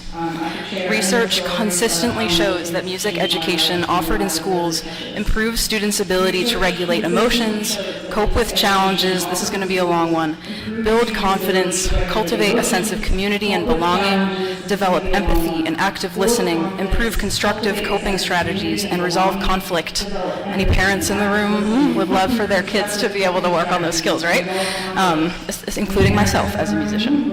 According to the American Psychology Association, music provides a safe and supportive environment for healing trauma and building resilience, decreasing depression and anxiety by allowing for emotional release, self-reflection, and positive social interactions, including the relationship with the band director or choir director. We are known here for being an academically driven school. Research also shows music education's profound impact on brain development, neuroplasticity, memory, IQ, abstract reasoning, and mathematical skills. Problem solving, planning, attention to detail, fine motor skills, and critical thinking, uniting both intellect and emotion. So maybe you've heard the phrase, when words fail, music speaks, or music is the universal language. This makes me think of the nonverbal student who can miraculously sing or play an instrument fluently, or a student who struggles with their mental health who finds an outlet and comfort in music, or an isolated student with a challenging home life who lacks community and deals with bullying, and yet finds a sense of belonging, collaboration, and teamwork with a music class. or even a high-achieving student who learns how to manage stress in high-pressure environments by participating in an ensemble. I heard some people talking about, we could have parents from the community volunteering to support the extracurriculars that the choir, the director, and the band director take responsibility for outside of school. And it makes me think of last year, the New Hampshire Senate Finance Committee voted to defund the State Council on the Arts from $1.7 million to $1. $1. That's what's happening in our community and in our culture right now. We are devaluing music and the arts, and this is not a time because of numbers to eliminate a position. This is a time to continue supporting it and to grow it. So I would love for us to look at the minimums, the class size minimums, and reconsider that. If we have a group of 10 kids playing guitar and they have a positive experience and they go ace that test after, that's valuable to me, So, thank you.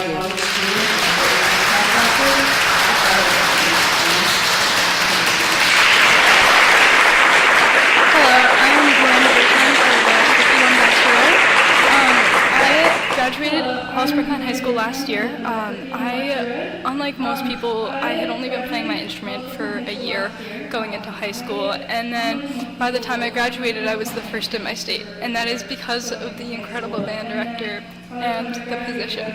Without the position, not only will you not be able to encourage people to do it, but later on, when there is a gap, if someone takes a year off, it is so much easier to come back or even learn an instrument for the first time knowing that there is a director who is there to teach you the instrument. I know personally I worked a lot with students trying to encourage them to play low brass, as we did not have an enormous low brass program, and by my senior year I found someone willing to play tuba. However, I did not have the time to teach it to them, and our band director did that during Cav Block, as he has done with many instruments and people in the past.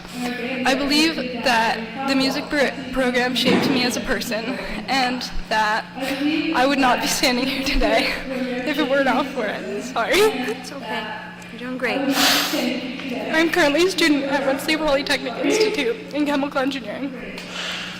While I did not decide to pursue music as a career, I believe that it is very important, and I've continued on with it in my music career. I've pursued various leadership roles, and I'm now the treasurer of the largest club on campus, which is the Rensselaer Music Association, because of this role. Even considering that, I have seen other music programs, such as Rensselaer Music Association, who have defunded their directors in the past.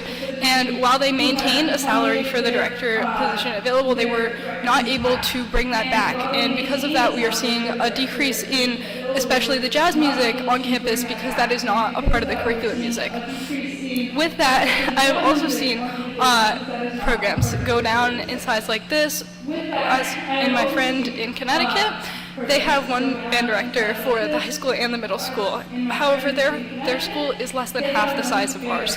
They have a robust band program with almost as many people despite the size of the school. I believe that this is an issue not with an interest in music, but with an encouragement of people doing it and the support of the time commitment. Sorry. I genuinely do not think that this is a great decision, and I hope you guys consider it. Thank you, Miranda.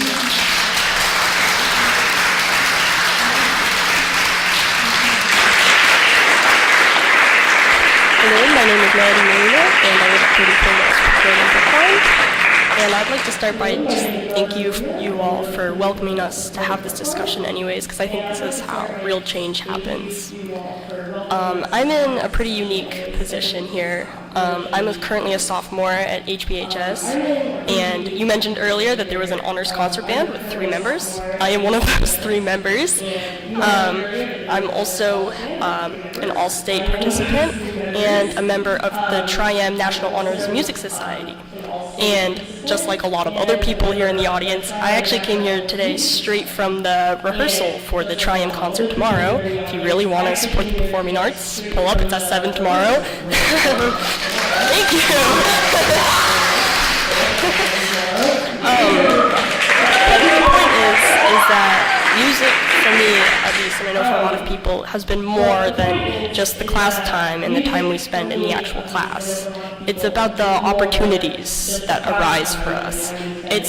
Music has never been about the present. It's about, what could be, what can be. It's allows, each musician to express their voice. And so in that way, I think music is really about the future. And I think of all of the opportunities I have, and I never would have had a lot of these opportunities if it wasn't for our band director. So on that note, I'm not necessarily concerned about anybody here, because we're a strong group. We can carry ourselves, I believe we can. I'm concerned for future generations. I'm scared for the kids who you may be facing in not too long who are struggling because they haven't had such access to the music education that we've had. I'm concerned, as previously mentioned, mental health issues are on the rise. You can see in the younger generations, they struggle with a lot of issues socially and academically, and I truly believe that music, it has the power. Music, I've seen how deep its roots run. I come from a long line of musicians. I'm a musician myself, and I chose to be a musician not because of pressure, but because I've seen how it works, and I've seen the opportunities it can give you. So I guess my point is just you can talk about, what it'll do now and its current solution and how it affects the people who are currently in this room. But I ask of everyone here to please consider the students of the future who need this more than we do. Thank you. Thank you.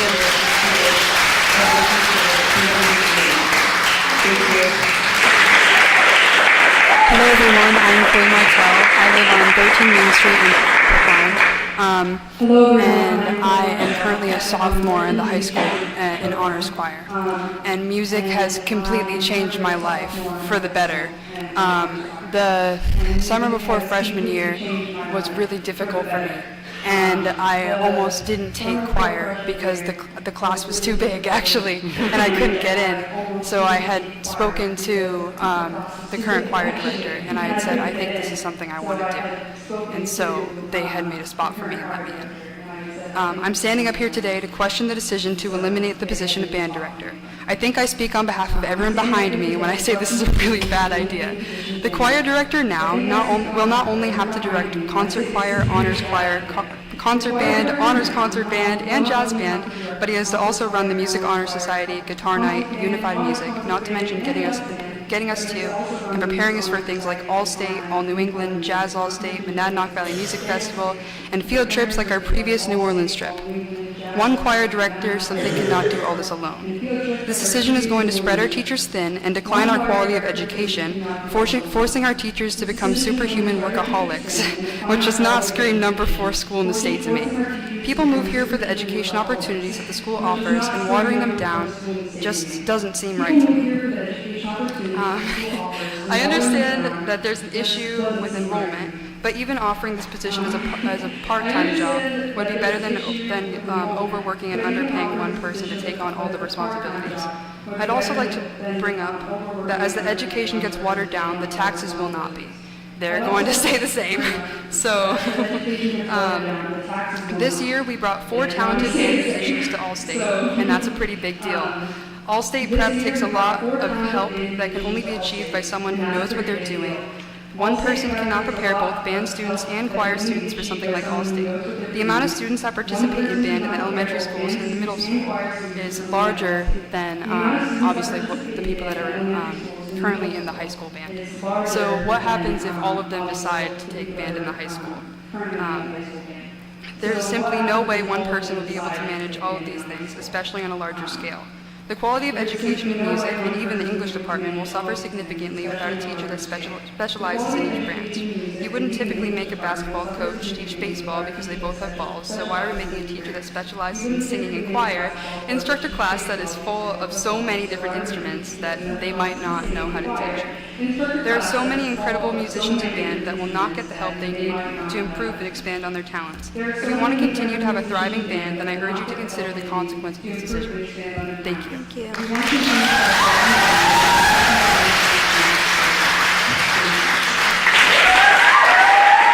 Hello, My name is Jacob Kolb. I am a junior at the school, and I live at Putnam Road, Hollis, New Hampshire.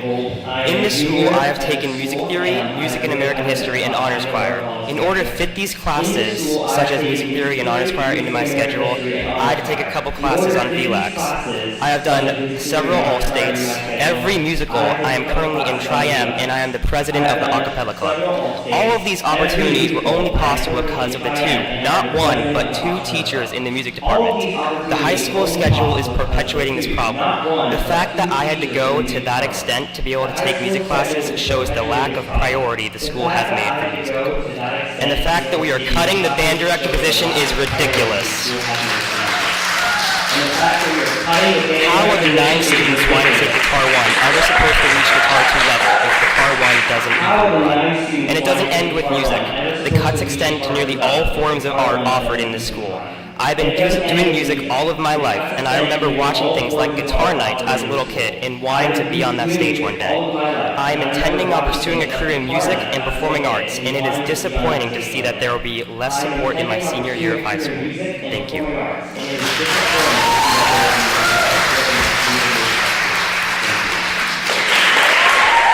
Hello, my name is Gabby Roger. I live in Paris. I'm 16 years old and I'm a junior at HBHS. I'm a student of both directors through honors choir, concert band, and Tri-M, as well as theater, and I'll be the TA for concert choir next year. To put into perspective what that looks like in comparison to previous years, my TAs when I was a student in concert choir would direct the class when our choral director was absent. Our choral director will be absent more often for not just choir festivals and events, but for the band ones as well. I bring it up because that reflects how more than one ensemble is affected by this decision. I am more than happy to assist that class as it is my choice. However, I would never want to rob someone else of that opportunity to shape young musicians, especially someone that is professionally certified to do it. Through the band classes, our director and us students aid events such as playing at graduation, playing in pep band for sporting events, and playing the national anthem for such events, including pep rallies in the past. We would not have instrumentalist editions for those important events without our band director. I also have one clarifying question, and that is, as of next year, what is the minimum amount of students it takes for a performing arts class to run? The minimum amount is 15. 15? If you do plan on, if you had considered, and I assume you did, combining Guitar 1 and Guitar 2 as one class, that makes 13. I just want to put that into perspective for you. Thank you. Thank you.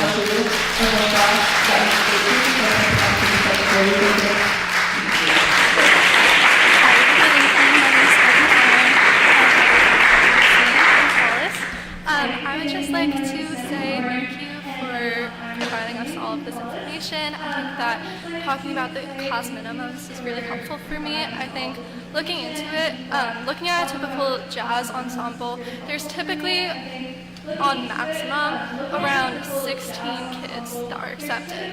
When Honors Jazz Band was, when I auditioned for it, typically 16 students would be in that class. Just to put in perspective, that's not too high of a minimum right now. And so these ensembles are very different than your typical English class, your typical computer science class. They function differently. They have a lot of different branches that just come off of it. And so I think that as almost a unique program, they should also be addressed in that same way when being considered on whether or not they should run. I would like to say I've been playing music since I was about 5 years old, and so saying that there have been a lot of years in my time where I've not wanted to do music. I think that a lot of parents who have tried to push kids into music lessons can agree it's hard to get a little kid to learn an instrument that they don't want to learn. And so growing up, I think the biggest determinant on whether or not I went into high school music was middle school. My middle school experience was right in the middle of COVID. My 7th and 8th grade was almost completely remote, and so I would say, as someone who lived through that, that I saw a huge impact. There were so many less as kids who had taken band from the prior years into the high school years, and I saw almost just the cultural approach to the music program in general. People did not want to take music because they weren't exposed to that in those detrimental years of being a middle schooler, of being a child who doesn't want to learn music because they don't really, it's not the same as what everyone else is doing. When I went to my freshman year, I played soccer, I was later joining tennis, I was in many after-school clubs that were separate from music. I really became part of the music program my sophomore year, and I would say that without doubt had the most detrimental impact on my entire high school career. It has allowed me to meet kids from the class of 22, who I still remain in touch with, to the class of 27, who I'm still very good friends with, and it has just allowed me to be participating in so many ensembles. It's allowed me to be in Army Band, All-State, All New England, all these ensembles and festivals that we've all talked about, but I would have never, ever done that or even known about these things really if I had not originally joined concert band and then later been exposed to jazz band. Thank you very much. Wait, one second. So we have hit an hour at 7:40. We have one more minute. I'm going to ask the board to make a motion to extend so that everyone who's in line, including Abby, who will get up in line if she doesn't mind, she'll be the last person to speak. I would like that to be, okay. I need, if you're going to get up to speak, I need to be able to see how many people are going to speak because we really, yeah. Okay.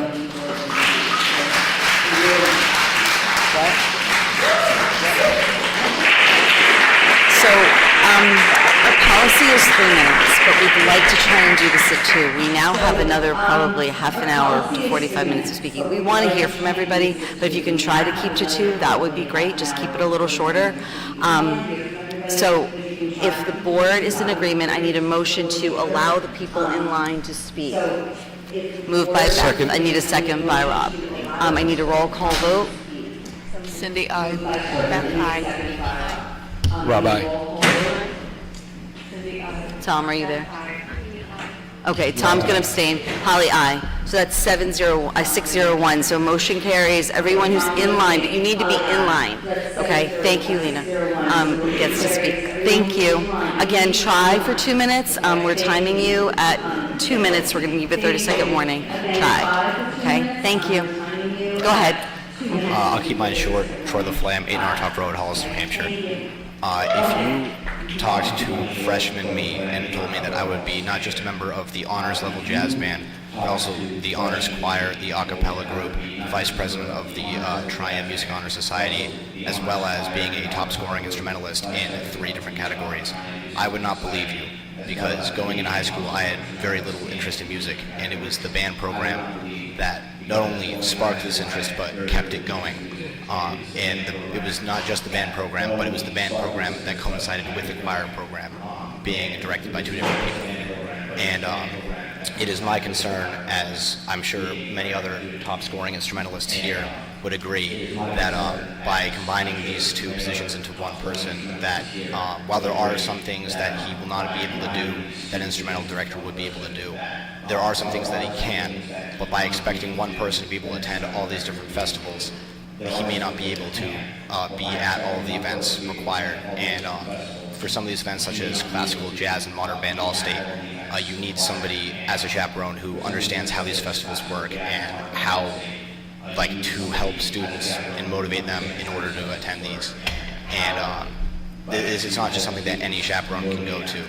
And our school has consistently, for I believe the past 5 years, had at least one top scoring instrumentalist, that being number 1 in the state in a category.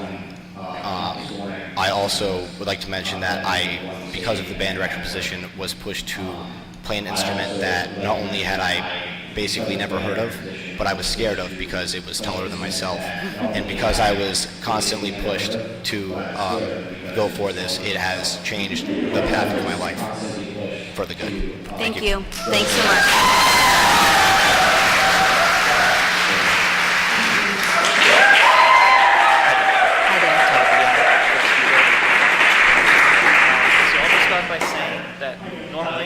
rather busy on these nights, but I received a tip that I should listen to what's being discussed at this meeting in real time. So I did, and hearing the discussion that was being considered, felt it necessary to drive down here and make a comment. Now, I trust that a lot of people have already spoken to some of the things I'm going to mention. Sorry, I had to miss the commentary while driving here. But something that I did hear mentioned before going was how much of a struggle it was to try to get the budget passed at the last public meeting.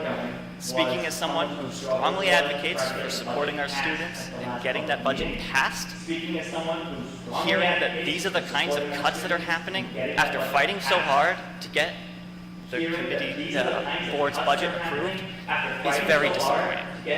And come the next cycle, if these kinds of cuts have to be made even when we get the budget approved, it's going to be very difficult, I feel, to rally support to get a future budget passed. So if it's really something that the sentiment of the voters is concerning the board, what I would suggest is that you don't do anything this rash now, and if you really think we don't need a band director, then propose a budget without it, and I'll amend that budget, add the necessary funding to reinstate a band director, and we'll have that body vote on it. And I'm pretty confident that the town will support it. Thank you.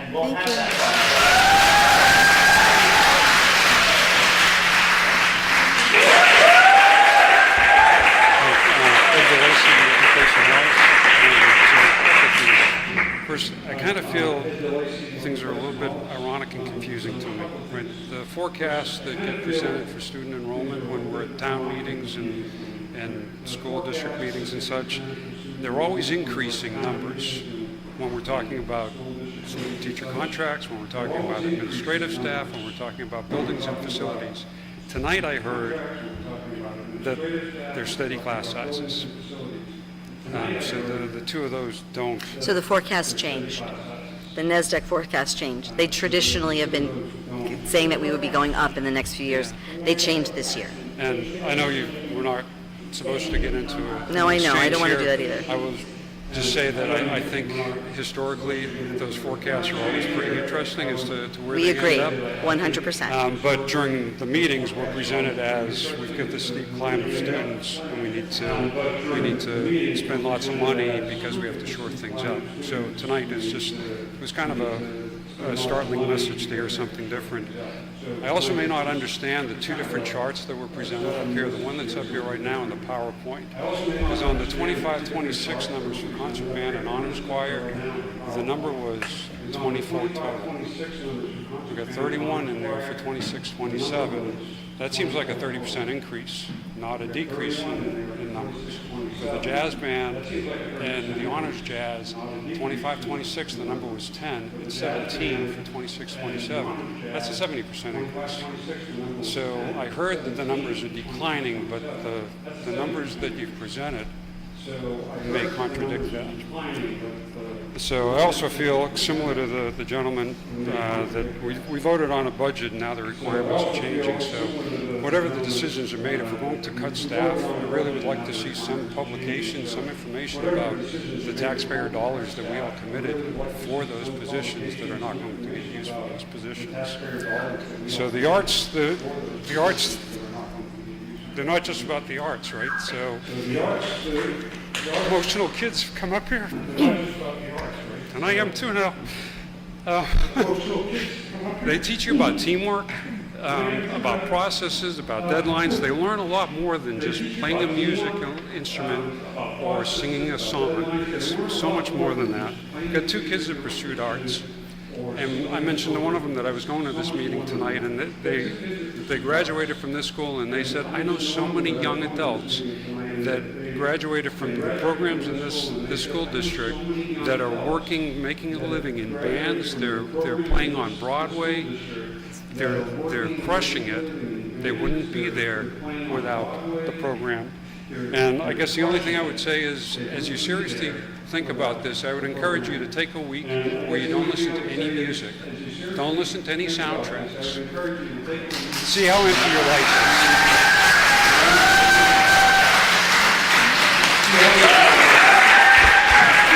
Hi, Karen Belmonte 46 Trail Road, Hollis. Sorry I'm a little disjointed. I heard a lot of questions from the presentation, and I'll try to avoid some redundancy.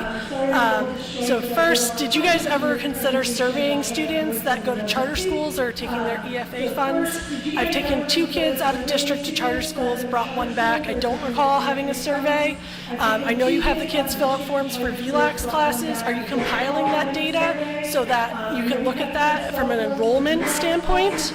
My second question is, did you ever fully consider the option of hiring a part-time band director with the appropriate experience level? Based on the enrollment request, it appears there is sufficient student interest to support these courses. In fact, district policy allows certain classes to be intentionally small. Shouldn't performing arts classes where individualized instruction is essential fall into this category? For example, a guitar class with 9 students is not excessive, it's appropriate. So based on that, the math is not adding up for me.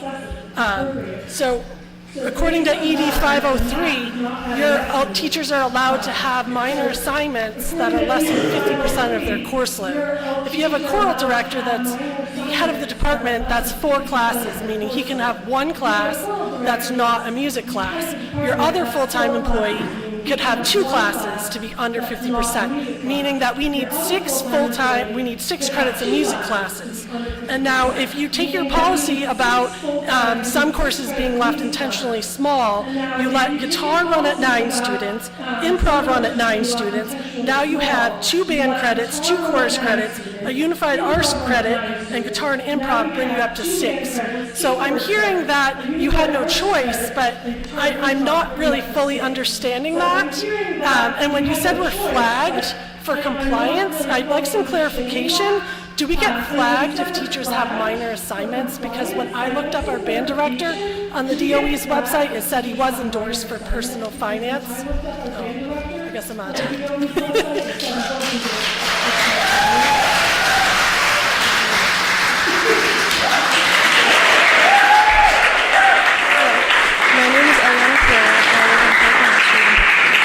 Last year was my first year in public school, in which I took choir and fell in love with it. I am currently a freshman at Hollis Brookline High School. I do not have the band teacher as a teacher. I have the choir director. I cannot relate to losing a beloved teacher, but I can't imagine losing such a significant mentor to the students. In the past week alone, I've gone to my choir director because when I am at school, he is my safe space, a place where I can express what is on my mind. My choir teacher is like a family member to me, not just a teacher. Being part of the choir class has given me the chance to try things I never would have thought of before, like the Monadnock Valley Music Festival. My best friend has the band director as a teacher, and I have heard firsthand how much of an impact he has had on her, even though he has only been part of her life for around 9 months. The thought of losing my choir director leaves me feeling lost, because of the impact he has had on my life. This leads me to wonder, how long do we have left before our choir director is replaced by an English or PE teacher? Thank you. Thank you.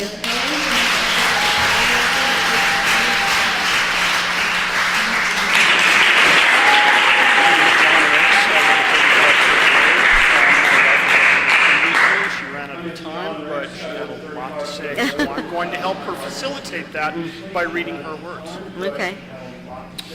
Our son has been truly impacted by the performing arts department in the high school. His inclusion in the student body outside of the confined classroom began in unified music and continued over the past 5 years in the performing arts department. Inclusion benefits not just him, but the neurotypical students whose lives he touches. Inclusivity of the performing arts department is also a legal issue. Our son, John Ian, that choir kid in the fedora that you guys went and saw at the last concert, nor any special needs child can be legally excluded from any school-sponsored activities. Reducing staffing to a single educator for music will make it virtually impossible for true and complete access to be ethically viable for these children in the performing arts. Having just 2 educators feels minimal given the enormity of the responsibilities they carry. Cutting the program in half is simply unacceptable. It feels like an afterthought on the part of the administration in spite of weak explanations we heard today. We pay ridiculously high taxes in Hollis and Brookline. discipline in our school programming should reflect an exemplary educational opportunity for our students, and one of which we, the residents and parents and taxpayers, approve. I can guarantee that our voices heard today will be heard again when we vote for our school board members in the next election. I will also like to add my own words in that I am a student of music. When I was in middle school, high school, and college, I was guided by focused, passionate, dedicated, instrumental educators, people whose lives were that music. It caused me to be able to excel. And the most important thing I learned is that music is the language of the soul. And it guided me, and it guides everyone here, as you have all heard of the songs that make you happy and allow you to someone here. Thank you, sir. Okay,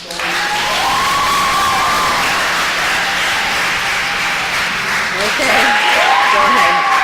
Hello, my name is Ellen Right now I'd like to speak on my personal experience, especially with the band program at HB. So I actually did not go to the public school program here during middle school, but when high school came around, even though I was accepted to Bishop Girton High School, I was accepted to Academy of Science Design, I decided to come back to the public school program because of how strong the band program is. And while I understand you guys emphasize that we're not losing the band itself, this decision will eventually cause great turmoil to the current choral director taking on the role of two people, as well as the students and the quality of the program. I'm also personally affected as a junior. I'm sure there are other juniors here that also feel very personally affected because next year is our final year in high school, and many of us want to go further into music, say in college or in Broadway or other professional positions. But because of this decision, we're losing someone that we are very close with, that maybe we wanted, advice from on how to go further in those professions, but we're losing that. Scheduling is also one of my great concerns. This past school year, I wanted to take an honors English class, but because I was committed to my music and I wanted to take honors choir in both concert band, I was forced to take the only other equivalent weighted honors English class, which was AP Lang. And that ended up being way too much for my schedule, which significantly impacted my mental health. But despite that, I continued with my music commitments because that's what I feel safe and at home with. In fact, even freshman year, I gave up my spot on varsity lacrosse because I love music so much. And I think that speaks to how much the students here, especially at HB, have such a great, immense level of commitment to music. And I believe that removing this position is just a short-sighted reaction to a larger problem at hand, especially with the scheduling process, as I described it, affected me so much, as well as forcing students to take certain requirements during their freshman year instead of distributing it throughout their whole high school career. Thank you so much. Thank you.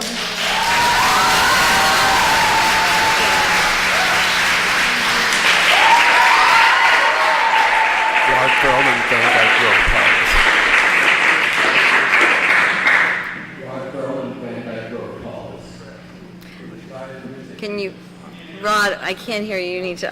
I'm 83 years old, and my kids went to school here at Hollis Brookline. I went to parochial school, like many of the people in Nashua, Manchester, Somersworth, New Hampshire. The nuns, the Jardin de l'Enfance, in French half the day. No music, really, except that I was in the boys' choir singing the masses with the men's choir, the sopranos, the boys.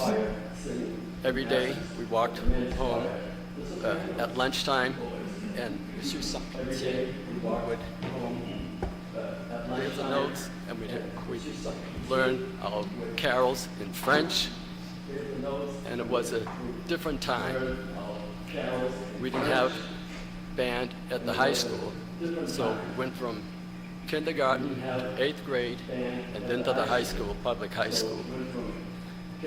When I was in like 5th grade or 6th grade, we were going to add a position at the high school, a band director. of course, he saw that all the kids were at the parochial school. He went to see the Sister Superior, and we had an assembly at the school, and I heard somebody play the saxophone. A man played the saxophone. I said, I'd like to play the saxophone. That's how it started. So don't you're green, because I played a lot in Boston shows, all the way from Ray Charles to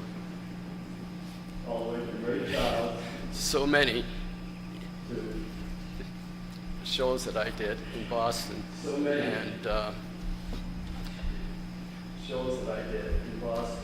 it's hard to speak when I've listened to all You've had an incredible career and an incredible impact on this program. Yes. I don't know much, but I know your name, so yeah.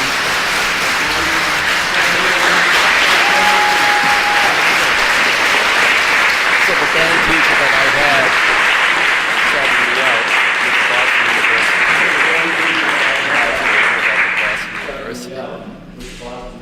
Graduated, but when I was 17 years old when I went to college, Yes. and we had a band rehearsal, and it had this cute flute player playing first flute. And naturally, you know the story, because after 4 years, married at 21, and we had 2 children, Guy and Greg, and they grew up here in Hollis. And we moved to Hollis in 1973. I would drive to Bedford, Massachusetts. That was my first job, and it was a school system that had orchestra, bands, large chorus, and I was the teacher to start all the kids, starting in 5th grade. 4 elementary schools, and went to all the elementary schools and started all the students. And if there were 10 kids in the class, I would take all those things. I had flute, trombone, trumpet, saxophone.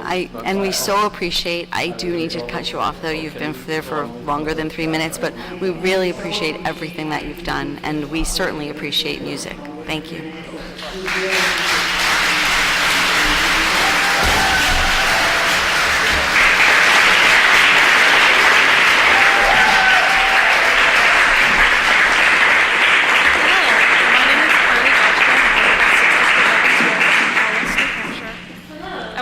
Thank you for your work, and I understand you are in a difficult situation. I apologize for any lack of eloquence on my behalf, as I have come straight from work and did not have significant time to prepare. I was a student at the HB School District, and I graduated from high school in 2020 and was awarded the Excellence in Theater Studies Award. I played flute in the band, I sang in the jazz choir, I did the acting class and the dance and movement class, and I was in the improv class and actually TA'd. I did the after-school theater program as well, amongst other involvement. Now, I did not set out to take all these classes, but I was often bored during my encouraged study periods, and the open-door policy of the band and choir classes led me and many others to take refuge from the struggles of life in these classrooms, which led to the desire to join them. And I was lucky, because my schedule allowed for such changes primarily due to taking AP classes in places of traditional classes that would have severely limited my involvement in the arts. And these communities support various outreach options. Learning flute gave me the skills to give back to my community. I played at various events to provide live music throughout Hollis and Brookline and connect with the broader community, which is a fraction of the community involvement that the jazz band does. Now, I understand specific classes, such as acting and improv, are not everyone's cup of tea. However, from the perspective of someone who has done both band and choir, I can say firsthand that they are completely separate skills. This is not an offense to the choir teacher, but it is completely different learning from someone who can do it and someone who loves what they do and have done it every day for years. I encourage you to think of the students who rely on their instrumental skills for scholarships and others to resume build needed during their education during these formative and impactful years. Additionally, as much as I appreciate our English teachers, there's a strong differentiation from understanding literary text and understanding the physical movement and background needed to bring that text to life. I have been involved in great productions at HB, and I encourage you to not limit our students due to limited budgets. Thank you. Thank you.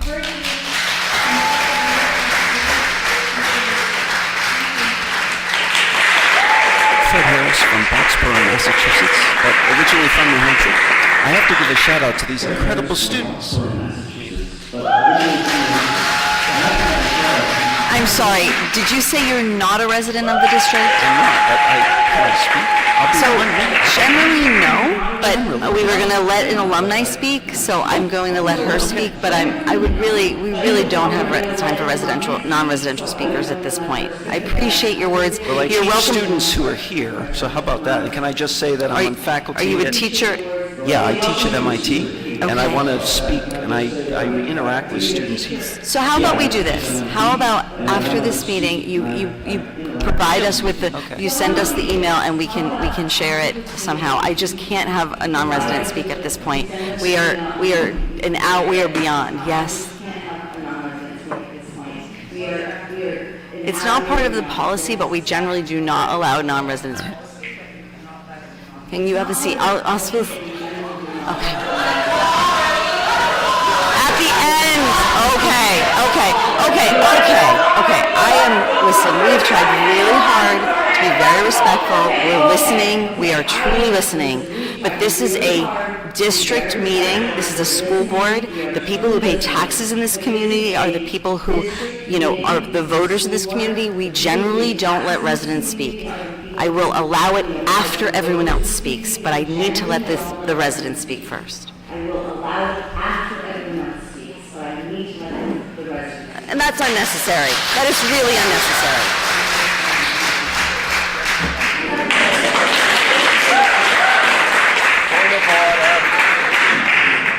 Point of order. My name is Cassie Ricks. I live at 35 Hood Road in Brookline. And as my mother said, I am an alumni of HB from the class of 2021, and I was also given the Award for Excellence in Theater Studies. I won't pretend to know the nitty-gritty of how the school manages their finances, nor how the school administration is organized in general, nor how things have changed since I graduated. However, I will say that in my time as a student of the arts in the last 14 years, that I have observed how public and liberal arts schools very often prioritize funding allocation of athletics programs over visual and performing arts, and even over quality of life and infrastructure expenses. A significant memory I have from my time at HB is having to evacuate the building and go home early, as well as to miss the next school day because of a plumbing issue. I remember speaking with my peers later in that year about the reported excess in funding that the school board was deciding what to do with. Would the funding go towards replacing or repairing the septic system, the old water fountains? Would the young men finally have urinal walls in the bathrooms? Would the performing arts department get a boost in funding that year? I can't speak for everyone, but I was personally baffled when the funding went towards constructing the AstroTurf field behind the school. This past school year, the expenses and revenue report stated that just over $1 million in expenses was allocated towards the co-curricular program, which is defined in the report as the athletic program and the other co-curricular activities. The report did not detail how much of this money went to each program, which makes me wonder just how much was allocated to the performing arts department compared to HB's extensive athletics program, and disregarding the enrollment policy, if the budget cuts could have been directed differently. Thank you. Thank you.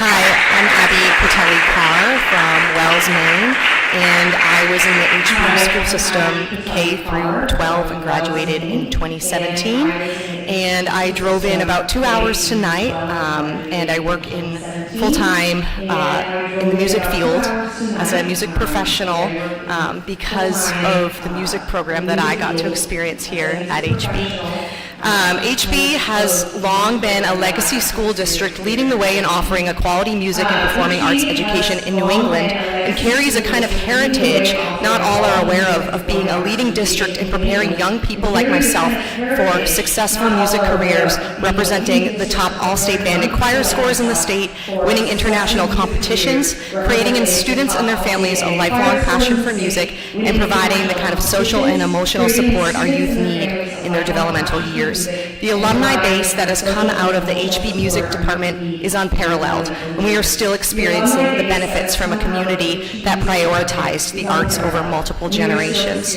My peers from HB have won Grammys, have competed on The Voice, have full-time careers on Broadway, are recording artists, working in music business, media production, perform professionally all around the world, and have continued carrying the torch as music educators. And I would have to say a lot more HB alum have pursued professional music careers successfully than athletic careers.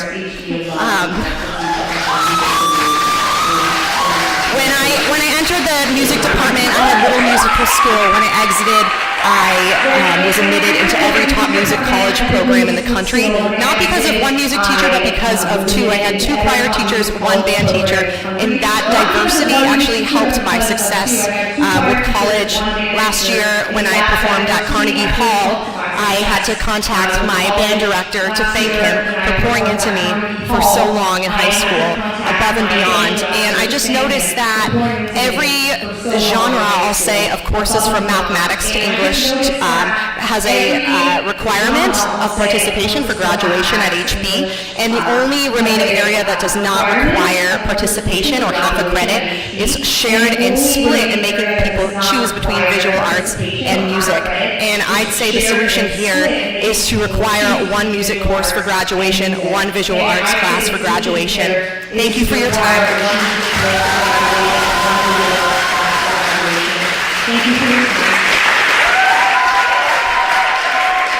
Good evening. My name is Catherine Dicko, 125 Rocky Pond Road. And I want to first of all just start off by saying music is part of this community. It's a communal thing, and it's going to take a community and all of us working together and collaborating to try and make sense of this and work toward something that'll work for everybody. So, I have so much I personally would like to say, but I am going to represent the New Hampshire Music Educators Association with a letter that they wrote specifically to Mrs. Bergskog. I write to you today on behalf of the New Hampshire Music Educators Association, which represents over 400 music educators, collegiate members, and the many communities in which we work. I implore you to reconsider the value of music education to your students, school district, and community. It is imperative that a comprehensive and sequential music education be offered to all K-12 students. Studies showing the link between engagement in music and academic achievement is a small part of a much bigger picture. Music shapes the way our students understand themselves and the world around them. It fosters many 21st century skills such as creativity, collaboration, communication, and critical thinking. These skills are in high demand for today's workforce and will significantly improve a person's day-to-day interactions within their community. Music education has a demonstrable positive impact on learning and has been shown to transcend socioeconomic levels. A study published in the Journal of Research in Music Education found that students in high-quality music programs score higher on standardized tests compared to students in schools with deficient music education programs, regardless of the socioeconomic level of the school or school district. Beyond test scores, well, I'm out of time, and I will be respectful to the people behind me, but thank you very much, and we've included this letter, which you will receive. I was just going to say, thank you, please forward it to me. Okay, thank you. Thank you, everybody.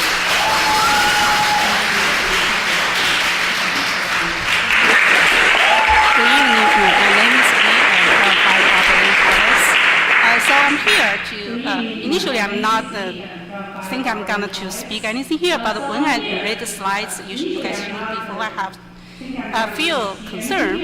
First of all is that when you're talking about education is not only for the enrollment number, it's for the quality. So when we're talking about the quality, one of the slides you say that, okay, we're losing students because there are 35 go to ASD and some of other pick for the homeschool. However, you guys maybe also notice that some of the students come back from those to our high school. Why? Because they are picking a high quality of education. They're picking where the school can provide you more of the chance to develop of your children. all right, at home or at ASD, I can get a little bit better education, maybe a little bit better education on the STEM or something. But they do not have the sports team. They do not have a good band. Here, as you see here, we have good students and we have good community. We have the parents support us. So we have very great band here in our HBHS. Second of all, talking about the number, right here, this chart, we're talking about, okay, we are decide the size of the class should be like 10 people, 15 people for the band. And I'm asking the students here, for a band, how many people do you really need? Do you really need like 15 people? You need to direct your questions to us. Please. No. So my answer is no. On my opinion, our class, if you even learning something like English, maybe you need a big size, but they're not. They're only like 4-3 instruments. They can combine the band. They can give very good performance, showing to the community, showing to our students, and showing to our families here. So that's showing the quality. So quality is very important. One last thing I want to talk for the teacher, because you're saying that, okay, 2 we divide, we still have 1. No, 1 is not enough, because 1, he cover his course. If he want to pick up a new thing to cover the band, it's very difficult. It's not like you unfold a recipe to doing cooking something at home. No, it's totally different thing. Your time is up. So I would suggest that school district reconsider out your decision and also consider our voice. Thank you. Okay. Thank you.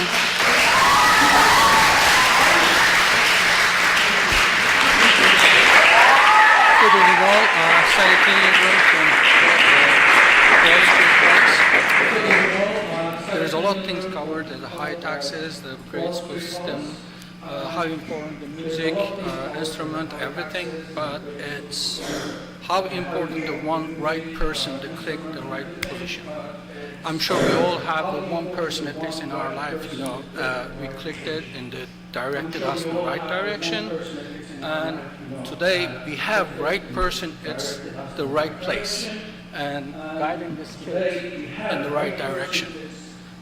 My kid, we tried everything to teach one single instrument so long. And pushing, take him to the classes and everything. Since he started in this band, he started learning 4 different instruments. This is something. Just because of the couple of dollars difference, don't lose the right person. You have it on your hand. The first hand, I know how difficult working with the numbers. Running things difficult, but I'm sure there's a way to make things happen. Right things make it happen. I wouldn't lose the right person on my hand. Just with the right skills and the right attitude and doing the right things, I would do everything possible to get that person. Right now, you have it on your hand. This many kids vote for you or for him. Keep it. Don't lose it just because of 1 year. And don't forget, there's more kids coming in the future. That's very important, I think, and you should be working on it. Thank you. That's very important, I think, and you should be working on it. And I put Maminichi at 60 Russell Hill Road, Brookline, New Hampshire. We've heard a lot tonight about how the cut of this position is going to affect kids outside of just band, and I want to vouch for that. We see this microphone I'm talking into, we see the microphones you guys have been talking into, and the speakers that are set up. At the high school, for our choir and our band concerts, students set those up, and students run those during the concerts. And even diminishing the programs is going to diminish these opportunities for the students. It is so much harder than you would think it is, coming from somebody who's learned via doing these events through the school. The other thing I would like to point out is the fact that we will not have acting or improv classes next year, which I know has also been talked about, but those were the two classes, acting 1 and acting 2 were the two classes that I was able to find my niche in through our scheduled curriculum outside of just extracurricular activities. And I think it's vitally important that students have these opportunities and that they're taught by, as you talked about, teachers who have the niche to teach them. Like, again, if we're talking about how somebody who specializes in vocals won't be as effective as a trained band director, having an English teacher who is great at understanding context of text and is fantastic at teaching AP literature is not going to be able to teach acting and improv as effectively as a person who has directed theatrical productions before has. And I just want to put that into perspective, especially the technical side of things, because I hadn't heard anybody talk about that. Into perspective, especially the technical side of things, because I haven't heard anybody talk about that. My name is Sam Lima. I was on Lecture and I apologize for not being adequately prepared. I don't have numbers or statistics or any crazy percentages, but I do have experience. Before I came to Hollis Brookline, I was from a much lower funded school district, and I've seen firsthand what happens when you don't prioritize the arts, and what happens when you just put it like under the table. I mean, and it's ridiculous to hear it, but little steps like this, things like removing just one position, it's like a domino effect. It's just going to keep getting worse and worse, and it's only a temporary solution. And, you know, I'm a senior, and I'm leaving this year, and I've had such a positive experience here. And my little sister, who's 11 years old and is already showing a lot of interest in band, has come to a couple of my concerts in honors choir, and she's just gushing over the instrumentalists and just the amazing things that she sees happen on stage, and the very supportive staff members that have helped me and my friends.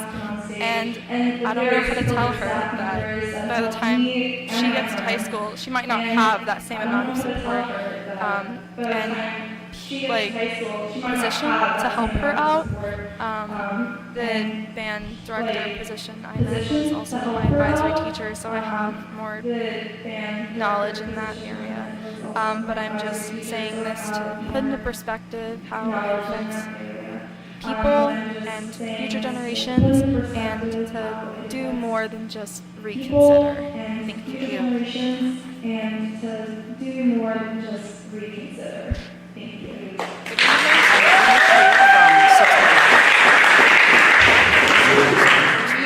respond to the few things that you basically discussed, meaning budget, enrollment. And so I looked into the budget. I was looking at putting the cost code differently just to see what is the percentage of teaching in the face of a $33 million budget. And also what might be the cost of a band director position. Mean to this $33 million that was cut. Unfortunately, actually my background is in finance. So in finance, when we used to do this, a lot of things are so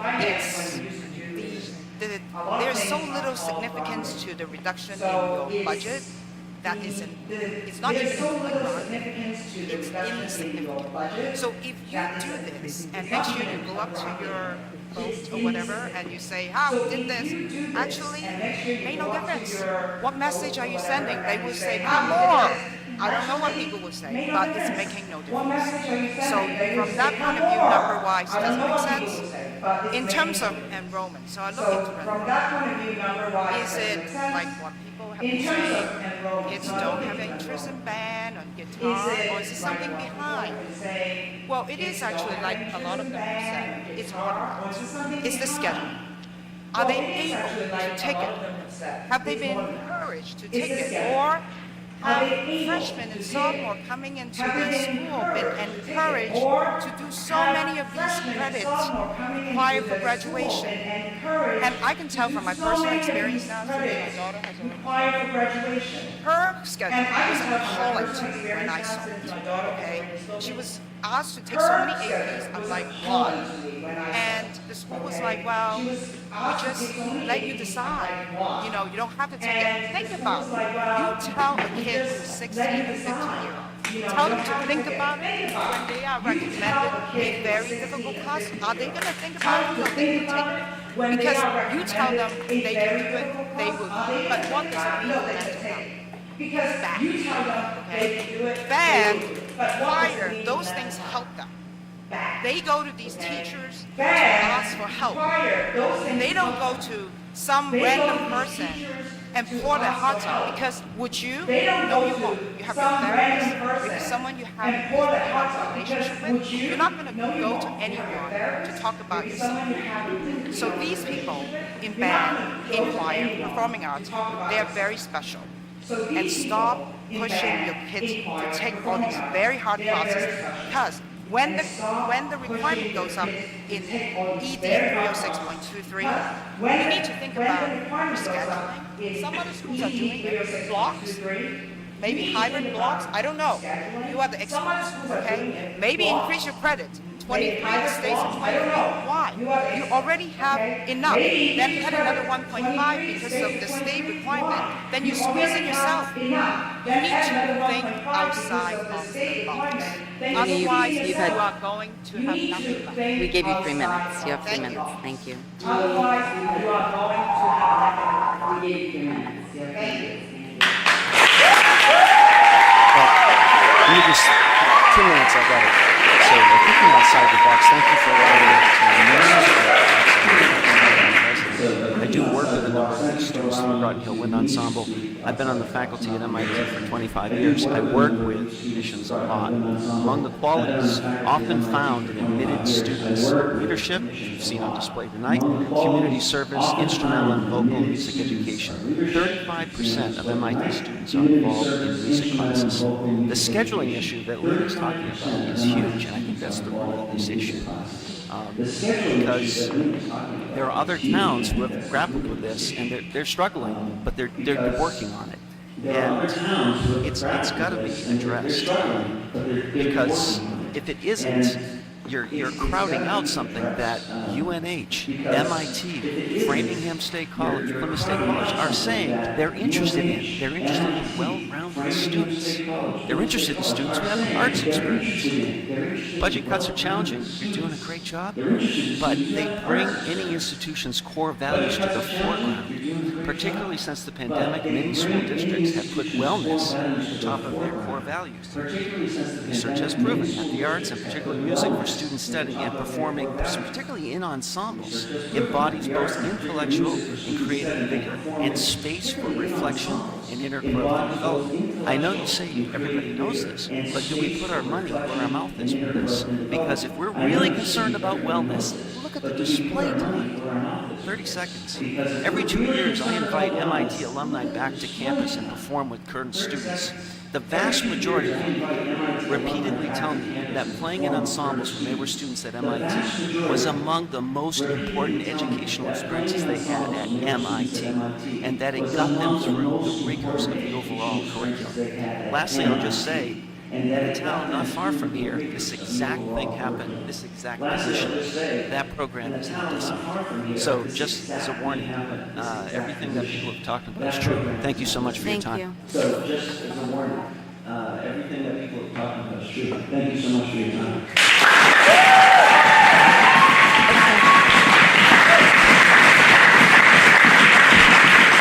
Thank you all for coming.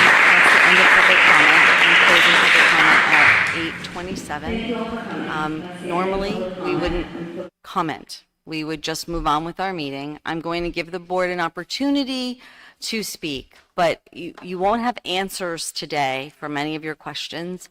As a board, that's not how we're going to operate. We have other things on our agenda, but we do truly appreciate what you've said. I certainly do. I just want to see if anybody else from the board, I've had a lot of chance to talk, so I'd like to see if there's anyone else from the board who'd like to speak. Thank you, Holly. Actually, I don't think these. Is it on? Can they hear you?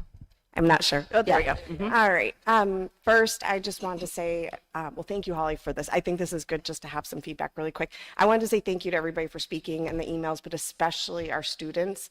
I know it's not easy to get up here and speak, but it means even more for me to hear from you because that's why we're here is for you. So that, wanted to make sure I said that. 3 really quick thoughts. I promise. I know we're tight on time. One, I just want to stress that to our, like the board and our administration, that it's always important to me, no matter how big or small a decision is, that we put information out to the community ahead of time so we can get feedback. I do understand the timeline, and our administration was in a really incredibly difficult position because of the time structure, but I know we can do better, and we need to get information out there because I think there's a lot of ideas that come back. Our community is a big community with a lot of great ideas, so we need to get that feedback ahead of time before decisions are made. Second, year after year after year, we stress how important it is that every single student that's in our middle school, that's in our high school, has at least one adult they can connect with. We try to facilitate this with things like rock and advisory, and we try our best to do that. But I think we all know that those connections that are so meaningful happen best organically and by meeting with staff and teachers. So we do the best we can to help encourage it, but those organic connections are really big. And in this department, we're really like cutting that connection in half. So it's a really big concern to me. I will always care so much more about the social emotional health than state standardized testing. Everybody knows that about me. If we don't have good mental health, social emotional, like everything else is going to fall by the wayside. So that's really important for me. And the last thing, I think our first speaker might have said it best. One of my biggest concerns is making cuts, diminishing, tearing down a program is always going to cost more to rebuild it. I agree with that. And not just money-wise, effort, time, people, a lot of things. So I don't want to in any way imply that this is an easy decision, but I just, as a mom, as a taxpayer, as a board member, I just really hope that our administration can take another look at this. And like I said, I don't envy the position that you're in. It's hard, but that's all I want to say. But thank you for everybody. Thank you, Bev.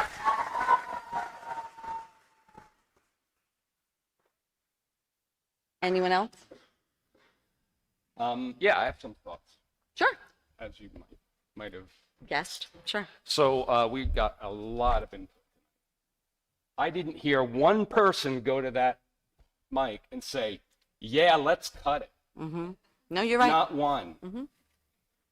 And I can also say that there wasn't one thing said that I disagreed with. Every point, every person that came to that mic, you hit every single point that I agree with. I am also a recipient of a music education. I get it. I would like to see and just have this board discuss, take a second look at this. Let's maybe see if there's other options we could investigate. I don't think we're going to have an answer tonight or maybe in the next couple of meetings, but I would like to maybe spend a little more time on this. Mm-hmm. Great. Thank you.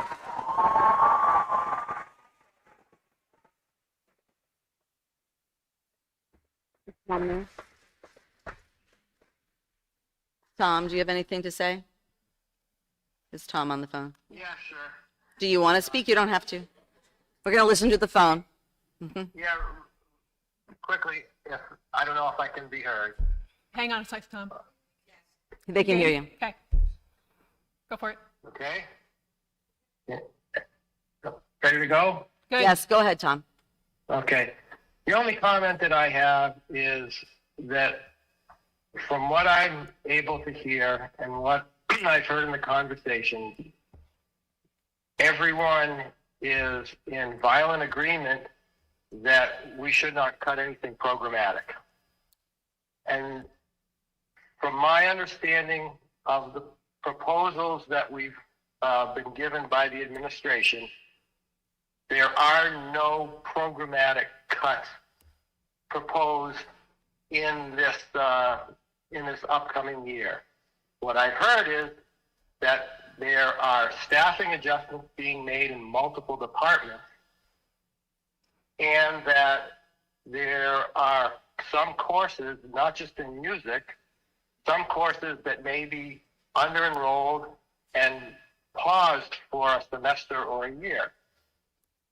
So I just want to make sure that we're addressing the real impact of any of the decisions being made, and find out if my understanding is clear that programmatically we are not making any cuts, that the course of studies is not changing, and that it's an enrollment issue. And then hearing what Rob has said, I agree with much of what he said, and I think the place we really have to look is, if we value the arts program so much, why are they decreasing, and is there anything within our control to increase interest level? I heard speakers talk about perhaps it can happen at the guidance stage. I don't know, but I think that's a separate issue independent of what is being considered tonight. Thank you. Thank you, Tom. It's not necessary. Never, not necessary. I want to say thank you very much for coming out and for fighting for our kids. I will tell you, I would love to see you at more meetings fighting for our kids. We haven't heard anybody fighting for our kids in a long time. We've been sitting at meeting after meeting after meeting, hearing over and over and over again how we are driving the budget up. When I say our budget passed with a lower threshold, it passed with 9 votes. 9 votes, and the budget would have failed. That is very important information. We can't keep doing this. Like, we want to have everything for our kids, but we don't hear from you guys on other times. And that's one of the problems. It's so important for us to know this, because all of us here agree with you and feel it and believe it. We do, but we haven't been hearing it, and we haven't been seeing it, and we've been berated for what we do for you kids, and we want to do what you want. I can't make any promises. I will say that we can look at this petition that should be submitted to us so that we can actually have the petition in front of us, and we can work on some of those things. I'm not promising you're going to get exactly what you want, but I can say that we will look at things, we will gather more conversations, and we encourage you to keep coming to our meetings. Anybody else? We good? All right, that's it. We're going to move on with our meeting. We are going to be talking about class size in about, I don't know, maybe an hour. So that is an important piece to this. Our class size policy is what's driving a lot of this, and we are recommending changes to decrease the number of students in a minimum class and decrease the number of students in a maximum. We are making those suggestions tonight, but if you don't come back, the other people will come in and tell us not to do that. So we need your support. Thank you. All right, moving on. Principal's report. Do you want to start with the athletics? Are those the petitions? Petitions, thank you. Just leave them right here, thank you. Oh, thank you. Thank you. Do we want to take a 5-minute recess? Does everybody need like a 5-minute recess? How about a 5-minute recess? We'll do a recess. Do we need to vote on a recess? No. Okay, thank you. 5-minute recess, please.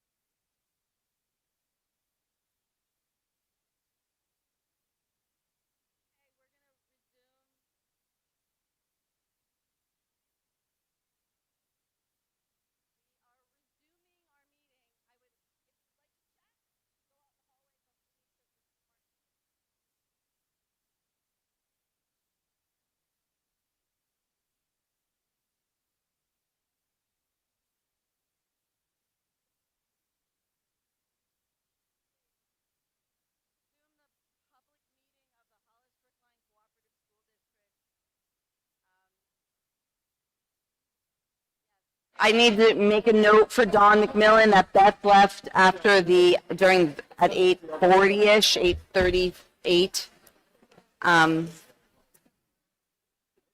Okay. So who am I missing now? Kate's here? Okay. Okay, moving on. We will start with our athletics report, please. All right, from the high school athletic updates, we are almost done with our spring season as we head to the final stretch. It's about 3 weeks left of regular season play with tournaments on the horizon, and all of our spring teams have been working hard and continuing to improve. At the time this was written, the baseball team was undefeated and tied for first place. The boys tennis team is in second place with only one loss to the returning state champions Goffstown. The boys lacrosse, girls tennis, and boys volleyball team are all in the mix with several big games coming up in the coming weeks. Additionally, the outdoor track team had a very strong showing in the early season meets and looked to make some noise in the D2 state meet on Saturday, 5:30 at Londonderry High School. And the unified team was to have a meet tomorrow. It has been canceled because of the weather, so they're looking to reschedule that. I believe there's a home meet on the 21st next week for our unified track team. Middle school, there we go, sorry. Middle school teams, just like the high school, have seen no shortage in success this spring. Baseball team is also undefeated, sitting in first place of their tri-county standings. Softball team is tied for fourth with a record of 2-2 as of last week. The boys and girls lacrosse teams are third and fourth place respectively, and the outdoor track team will be hosting a meet. They did last Thursday. It went extremely well with, I think, 4 total teams. The middle school tournaments are set to begin Thursday, 5/28, and it looks like all of our teams are on track to host at least one game. And then in other athletic news, in an effort to promote professional development opportunities for our coaches, the athletic department has formed a partnership with a group called Positive Coaching Alliance, the PCA.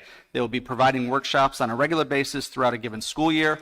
The first workshops occurred at the end of April, with the second one being held next week. More information about the PCA can be found on their website. Our end of the year sports awards at HBHS will take place on Monday, June 15th at 6 p.m. in the high school auditorium. They're looking forward to a night of celebrating all of the senior award winners, state championship, and runner-up teams to cap off a great year. Already thinking about athletics for next year. They're making preparations for the fall of 2026 season as well. There's some positions that we'll talk about that are open in a minute. And also in April, we celebrated our NHIA, NHADA Scholar Athletes. We had 14 student athletes who were recognized at the Capitol Center for the Arts. These student athletes must have lettered in 2 sports during each year of high school career and maintain a B+ average or better, participated in community service of some kind. So those 14 student athletes were recognized. It was fantastic. And some openings for next year's seasons, boys and girls track assistant coaches for outdoor, a JV golf coach, a girls soccer JV coach, and a boys basketball JV coach at the high school, and a girls soccer coach at the middle school. Thank you, Jake and Patrick, for that report. Are there any questions from the board on the athletics report? As per usual, I want to extend congratulations to students who are working really hard in sports and who receive that NHIAA, NHADA Scholar Athlete Award, because I think it's a pretty incredible thing. So thank you. All right, moving on. How about our principal reports from Mr. West? Sure. We went down to DC last month, December 6th through the 9th. We took 186 students down, and we brought 168 students back. Congratulations on that. I'll use that joke every year. I look at you guys waiting for the laugh, so thank you. 20 dedicated chaperones. The trip was a tremendous success. I really can't thank this year's 8th grade. I still get chills, still kind of on cloud 9 from the trip. So well behaved, so well mannered, represented both communities, HB, extremely well down on the trip. Thank you to our bus drivers who add a fun flavor to our trip, our tour guides, and our other staff involved that just make this trip such a success. Thank you, Mr. Richard and Ms. Dodd, for leading the 8th grade DC trip this year. Some of the highlights were the wreath laying ceremony, the tomb at the Tomb of the Unknown Soldier, the tour of the National Cathedral. We did change to having a dance with a buffet at the hotel now due to the boat cruise just being a little more different than in past years. The students seem to really like the dance with the buffet at the hotel. They get the chance to go up to their rooms and dress up a little bit. And it was just a really nice way to end the trip with the dance. So thank you again to our 8th grade and our staff for making this year's trip a great success. We had a Holocaust survivor guest speaker, Kati Preston, come in on April 24th and spoke to our entire student body. She came in 2 years ago and spoke to our 7th and 8th grade students when they were here in the middle school. Ms. Preston has been instrumental in the passage of the New Hampshire legislation requiring Holocaust education in public schools. She spoke to our students about her firsthand experiences and the importance of remembrance, resilience, and education. Her presentation was extremely powerful and left a lasting impact on both students and staff. And we look forward to hopefully having her back in a couple of years. Just a really wonderful lady who does a nice job of speaking to her experiences in the way that middle schoolers, I think, can really connect with and resonate with. Shout out to our 7th grade science teacher, Claire DeLay, for being nominated for New Hampshire Teacher of the Year. She had her presentation last Thursday. She got to practice with myself and other teachers, and it was a really great presentation. Unfortunately, she did not make it to the finalist round, but her presentation really spoke to her as an educator and what she hopes to develop eventually, and that's create this like database where students across the country can collect and share, connect, and analyze data from their local communities. And we're going to try and support her, despite her not making it to the finalist round. This is a really great idea that we're hoping we can support her move forward with. I did include our course request numbers for next year and our average projections for the based off of those requests, which is linked in the board report.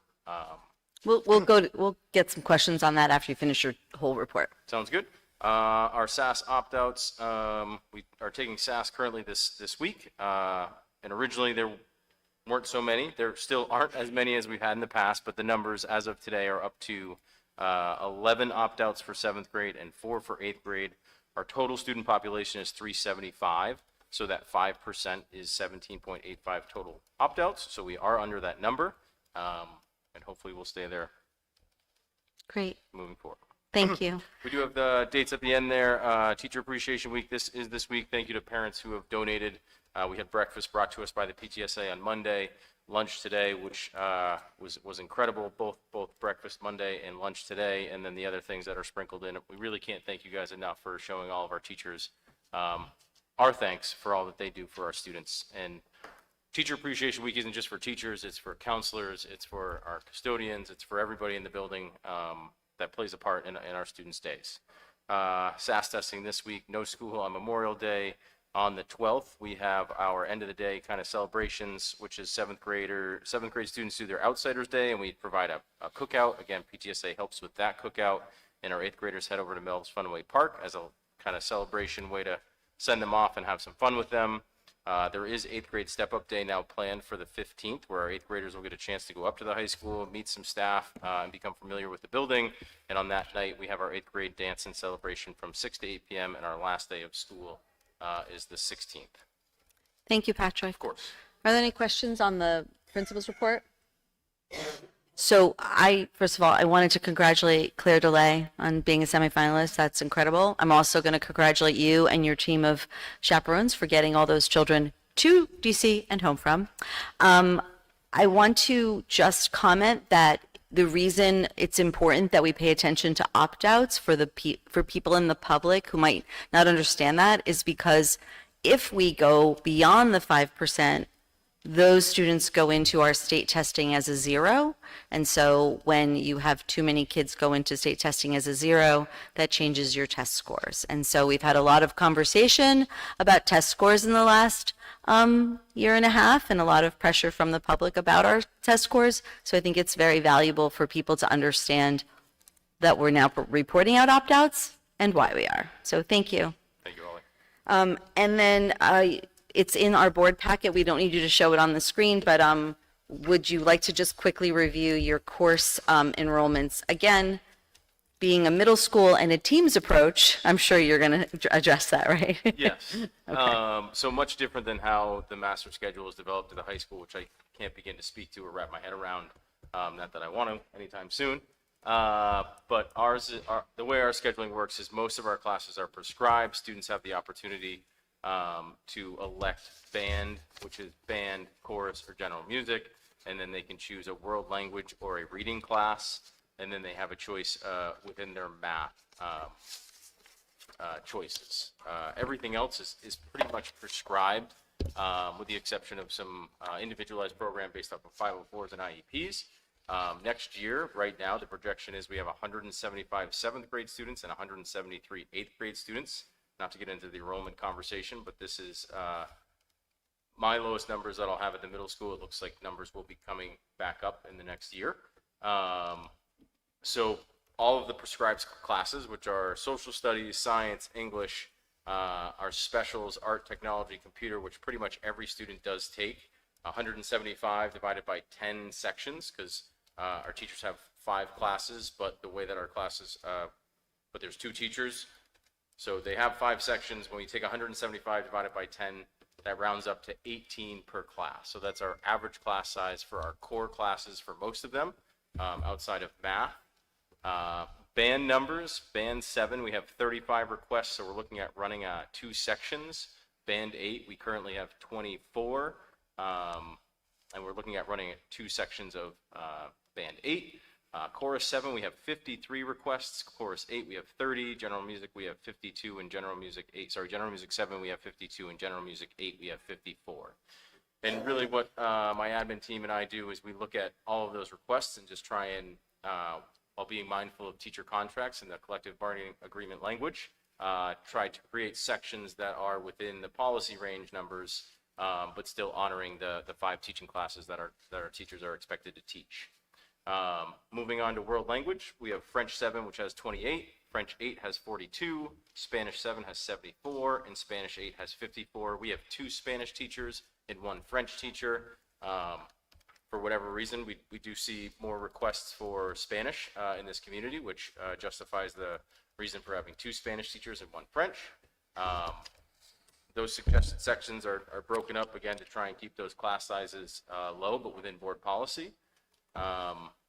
Moving on to math, we have Math 7, which has 65 requests. Math 7 Algebra has 17. Math 7 Pre-Algebra has 56. Math 8 has 52.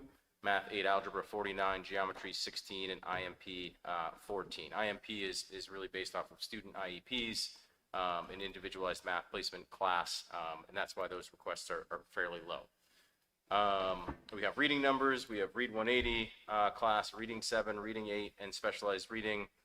Those numbers are pretty standard as is. Read 180 is at 3, Read 7. Read 180 is a really individualized class.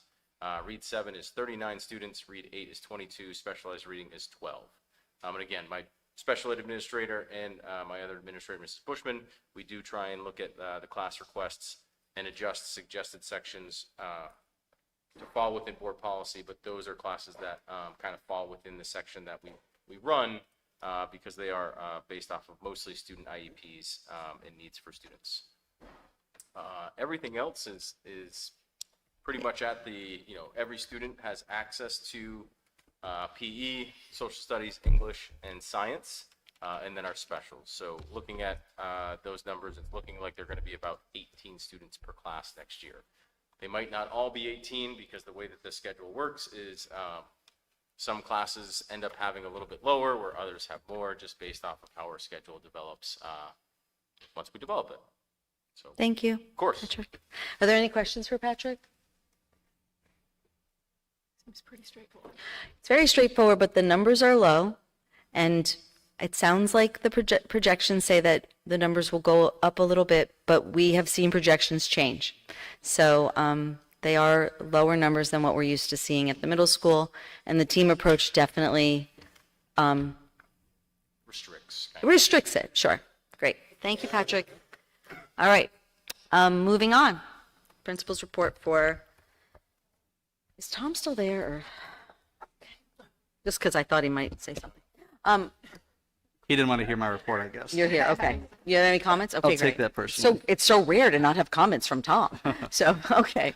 Moving on to the rest of your principal's report, Jake. Thanks. I'll also start with, some celebrations. We've had a lot of good things since right before April break up till today. I'll start kind of chronological order. The weekend of April 18th, we had our Era All-State competition. This is, a culmination of months of preparation, a weekend of learning that culminates with a performance at the Capitol Center for the Arts. There were 6 students that made it in band, choir, and orchestra, so congratulations to all of them for that fantastic showing. Right before spring break, our We the People team traveled to DC for the national competition. It consisted of Jackson Adams, Edward Albania, John Constantine, Ben Hyduk, and Ariel Tasto, along with Mr. Duvall and Miss Ellis as the chaperones. So they competed in DC at the national competition, and although they did not walk away with any awards this year, the effort of these 5 young people put into their work is far beyond commendable. The competition, the experience, the connections they made while on this trip will last far beyond their time at HBHS. A special thanks to Arjun Inakolu and Sarah Bauer, who could not attend the trip but put in a ton of help and effort to get the team ready for their competition. So congrats to them as well. Over spring break, our robotics team traveled to Houston, Texas for the World Championship. They brought their robot Crash Out to the event. The team competed well and won the Quality Award, and that's described as the award celebrates the machine's robustness in concept and fabrication. Building the robot is only part of their success, and the judges recognize them as a quality example to others. With robust design and quality standards, this team is put in motion, and it stays in motion. This formidable robot withstands the true test of magnitude in the field. We already know the force is with you. Congratulations, Team 1073. We successfully brought 64 students to the UK and brought them all back. Yes. We also had 15 adults. New material. We also had 15 adults and chaperones. We spent 10 days in the UK. Visiting Ireland, Scotland, and England. We learned about the history of Dublin and the division and troubles in Derry. We saw the beauty of the Giant's Causeway and the remnants of 25 years of civil unrest between the Catholics and Protestants. We also learned how to dance and sing some traditional Irish tunes and steps. You might have caught that on our Instagram page. We saw castles, museums, the beautiful coastlines of Scotland, from big cities to small towns. Finally, we wrapped up in London with the Windsor Castle, downtown London. We saw amazing history, changing of the guards in the center of it all in downtown London. The kids were wonderful and we had an amazing time. So thank you, parents, for raising amazing kids that we felt comfortable taking them to these 3 different countries in 10 days and just had an amazing time with them. So thank you very much. To piggyback, a special thanks this week for our Teacher Appreciation Week. And to the parents and the PTSA who have helped supported them this week. It's really been fantastic. It's the little things, the breakfast and the coffee to start the mornings. We're doing a lunch on Friday, so just really excited to kind of celebrate our staff this week. We talked about our course enrollment numbers, our SAT and New Hampshire SAS opt-out numbers. So for the SAT, we had 155 students test and 31 opt-outs, which is 16%. And then for our New Hampshire SAS, we have up to this point had 113 students test. The window is still open, so we're doing some makeups and stuff. And at this point, we've had 54 opt-outs, which is 29%. So getting through those as well. I also want to do a recognition for our very own counselor, Dan Bumbarger, who was recently named the New England Association for College Admissions Counseling Professional of the Year. This is what they say about the recognition. The New England Association for College Admission Counseling Professional of the Year Award identifies several individuals from all 6 New England states whose contributions to the field of college admission and counseling deserve such recognition. This award honors NEA-CAC members across the profession, including those affiliated with colleges and universities, high schools, independent counselors, and community-based organizations. Award recipients are strong and ethical advocates for students and/or their institutions and have a proven record of accomplishments throughout their careers.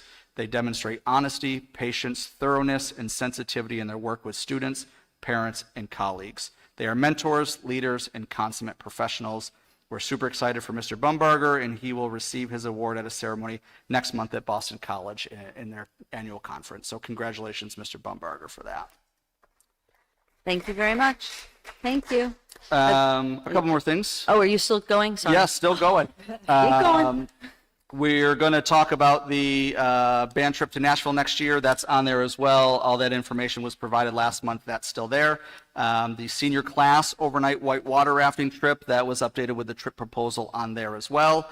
And included, I have a kind of proposal for something we are looking to do next year. Not really changing too much except for some timing structures with our advisory and CAV block. So currently our advisory runs 15 minutes 3 times a week, butted right up against our CAV block. That's about 44 minutes kind of split into 2 sections. What we're looking to do based upon some feedback from staff and from students and kind of looking and seeing how things are working. Proposing moving advisory to Mondays and Fridays for 25 minutes total those days, with CAV block then running Tuesday, Wednesday, Thursdays. I really see these things as these 2 things working hand in hand to support each other. Advisory is our way to still do our connections, check in with kids, do our activities and our theme months and that sort of thing, but also as a way to set up what the supports look like in CAV block throughout the rest of the week.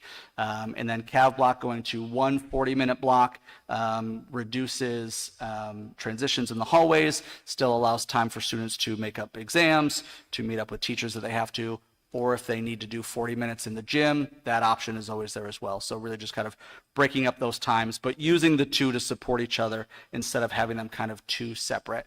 This change also kind of removes the block of advisory, CAV block, and lunch. That's a really long section of time that's non-academic sometimes for kids. So this kind of breaks that up as well, but still allows us to support students academically and social emotionally throughout the week. So it gives a few minutes of instructional time back to teachers as well, because we're reducing by just a couple minutes, but also reducing some transition time. So some more time back in the classroom as well. So that's included in there.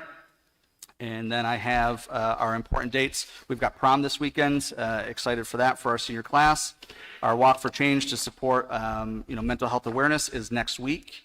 Memorial Day, no school. Our last day of class for seniors is Friday the 29th. Class Day awards will be June 3rd during the day. Senior awards that evening. Graduation is Saturday the 6th at 10 a.m. Final exams 6/11 through 6/16. More information about all those events will be in my newsletter this week and subsequent newsletters moving forward. Our last day of school for students is 6/16 and staff on the 18th. Thank you, Jake. You're welcome. Thank you. Does anybody have any questions for Jake? So first of all, I just want to congratulate the all-state winners and how they did. And of course, we want to support that. Congratulations to We the People and to Robotics, and congratulations to Mr. Baumberger. So, Holly, can I add 2 quick things that aren't on my yeah, sure, newsletter? of course. So one of the interesting things about being the principal for my first year here is it really gave me an opportunity to look at a lot of what's happening, what's working, and what's not from an outsider's point of view. So we had our NEASC visit this year, which gave me a great opportunity to learn a lot. We've had some great conversations about program of studies, enrollment numbers, and that sort of thing. So I kind of have 2 things that I'm looking to explore as we move into next year. The first one is I would like to, under the Committee of Curriculum and Best Practices, start a subcommittee that will focus on the exploration of performing arts at HBHS. I would like to include, obviously, board members, myself or the AP who oversees the department, students, and community members in this subcommittee. I want to look at what's working, what's not working, look at the program of studies and what changes we've made over the years, and also start talking and asking those questions about why are we seeing that drop of enrollment from middle school to high school, with an overall goal of seeing what systems or structures we can put in place at HBHS to strengthen and support our music and performing arts program. And because everything I've looked at this year is kind of like an onion, once I look at one thing, there's layers underneath that. I also want to start up our scheduling committee again at the high school and look at if one of the issues that we're seeing is dealing with our current schedule. So starting some conversations around that for the next school year as well. That's great. We can put both of those items on the agenda for next month, and we'll take some public input on that. So I'll make a note to put those on the agenda so that we can continue the conversation. And that's great. As you know, we do have subcommittees that we create and they come into being and then they go away. So it's a great topic. Performing arts and scheduling. Can I expand that to visual and performing arts? Yes, you can. So visual and performing arts. Okay, great. So we'll put that on the agenda next month, take more public input on it and see how that goes. Thank you. Thanks a lot for all of that. Are there any comments or questions? So the advisory / CAV block change, is that something you need our approval? I'm sorry, I just need to know. Do you need to, or does that just happen? I'm asking Gina. Historically, you voted on this. We voted on it. So the only thing I would say is we'll put it on the agenda for next month again, but could you also include, because some of us no longer have students in the building. I used to know the schedule like backwards, forwards, but I'd love to see the current schedule compared to next year's schedule. Perfect, will do. Thank you. Any other questions? Okay, great. So that will be on our schedule, on our event agenda next month as well. And cap block changes. Okay. All right. Thank you. Moving forward. Sorry. Discussion. We are now up to revenue and expense report. That would be. That's me. All right. All right. So as we've been monitoring over the course of the year, we have seen a balance in our regular education line, and that's due to some hiring savings and vacancies and fewer lane changes than budgeted by our teachers. Lane changes would be adding additional graduate credits. In special education, we have an overage of $286,000, and that's due to some savings in tuition and contracted services. As mentioned already, we have overspent in vocational, and that's due to increased student requests for our CTE programs. We have underspent in co-curriculars due to savings in coaching and extracurricular stipends. We have overages in student support services, and that's due to savings in contracted services within special education. And we have overage in instructional staff support, and that's fewer hours and hiring changes in the IT department and fewer professional development reimbursements. We have a lot of overages right now, which is a good thing at the end of the budget. We have seen we have an overage of $103,000 due to savings in oil costs and maintenance upgrades. In transportation, we have savings in our transportation as well. And based on hiring savings and vacancies, we then have a balance still in our benefits because those are directly tied together. So overall, we're looking with an overage of close to $1.4 million. Moving on to our revenue, I just want to point out that our Medicaid revenue is far over what we had budgeted, and I'd like to commend our Assistant Superintendent of Student Services for redesigning and retraining our folks to ensure that we get our maximum revenue possible. So thank you. Thank you, Lauren. And then overall, if you combine our expense and our revenue, and our food service transfers, we have an unreserved fund balance before funding any items of over $1.4 million. At the meeting in March, the voters approved a $300,000 transfer to the maintenance trust. We're looking to potentially request a retained fund balance of $376,443. And the voters approved $125,000 to go to the contingency. So that's a total reduction of $801,443, leaving our projected fund balance of $662,436, which is above the $500,000 we promised at the March meeting to return to the taxpayers. So we're in good shape. Thank you. Are there any questions for the superintendent on the revenue and expense report? Pretty clear? Okay. Go ahead. One question. Do you foresee that 662,000 is going to pretty much stay at that level right to the close of the year, or? do you It see typically other grows things from changing? here. Pardon? It typically grows from here. It grows from here. Mhm. Okay. Will you be coming forward with any additional spending on that, or do you feel like that's being returned? 500,000 is going to be, we promised 500,000. We promised 500,000. I don't have an urgent need that I feel needs to be requested to be moved forward with those funds. Thank you. Okay, moving on. The business administrator's memo regarding, I think it's the meal program? Yeah, so we have been doing well with our positive fund balance in terms of school lunch prices. In the 24-25 school year, we did increase lunch prices, but we are not recommending an increase for lunch. However, breakfast prices have not increased since the 22-23 school year. And time, food costs, regulatory requirements, et cetera, have all gone up. And so for those reasons, we're recommending increasing the breakfast price from $1.75 to $2. Great, thank you. So that'll be a deliberative item? I believe so. Great. It should be. Okay. Budget committee update? Tom, anything from the budget committee today? Okay, I think we may have lost Tom for a little. No, I'm still here. I'm trying to get the screen. I'm just trying to remember. I watched it. It was a great meeting. It just seems so far away. The big thing that was going on then is the same thing that we're talking about tonight. There was a lot of discussion about the overall changes to the staffing situation, possible impact because the budget committee had been receiving notification and were concerned that this was being highlighted as primarily a budget-driven activity. So we discussed that, and the conversation was not much different than the conversation we've had among our own board.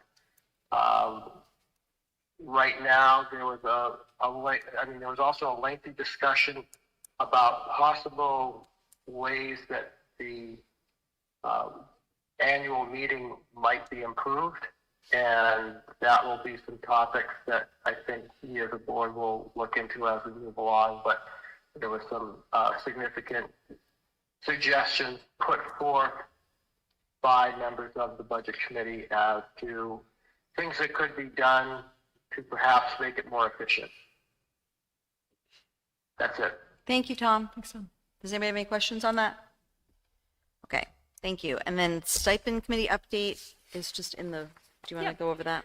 Absolutely. So as we approach the end of the year, the committee is meeting on June 3rd, and the purpose of the meeting is to collect data from club advisors and coaches to look at participation rates, time requirements, et cetera. And they'll take that data and make a recommendation for our June meeting regarding any adjustments to our current stipend levels. In addition, they will make a recommendation on how we fund clubs earlier in the process of when there's student level interest. So. Okay, so they will be back in June kind of thing. So that'll be on the agenda again in June. I assume the advisory committee update we've kind of covered, is that right? Or is there more to that? That's number 6. Jake, did we cover advisory committee completely? It's on the discussion too, but I have a feeling it was because of your... Which one? Number 6 on the agenda is advisory committee update, but I think you already kind of did that, right?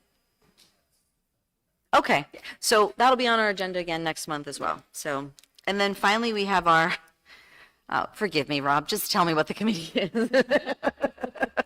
It's the CEAC committee. Could you advisory board for capital improvement. Capital improvement?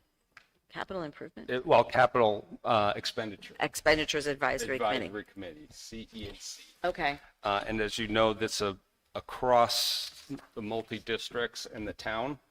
We collect all the big expensive projects that are being planned. We put that together into a holistic view so all the boards like us can see what's going on and plan appropriately. So Some of the things we discussed in our last meeting was kind of last year being our first year as a committee, we're kind of looking at what we need to do, what worked well, what maybe we need to do better on, things like that.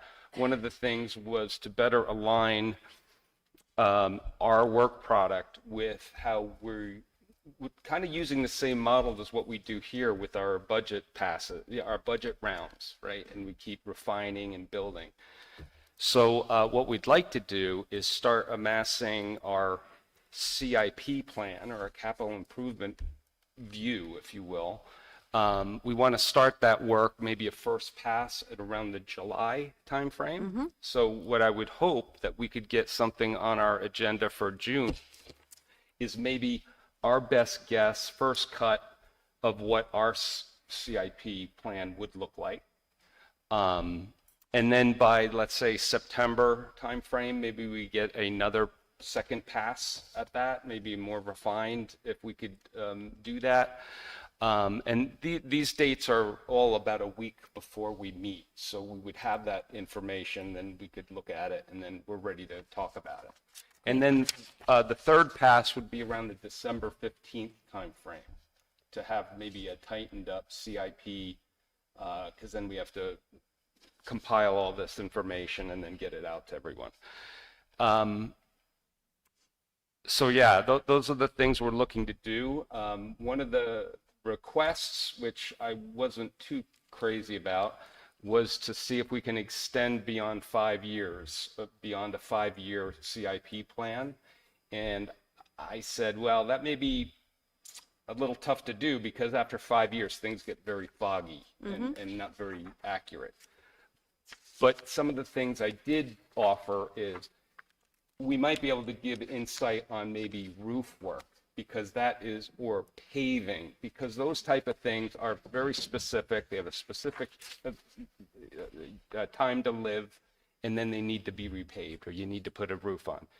So we might be able to give maybe long-term beyond 5 years, but I did not really embrace the idea of giving a much more complete CIP beyond 5 years. So maybe we can talk about it in June and dust that. That would be the best way to Sure.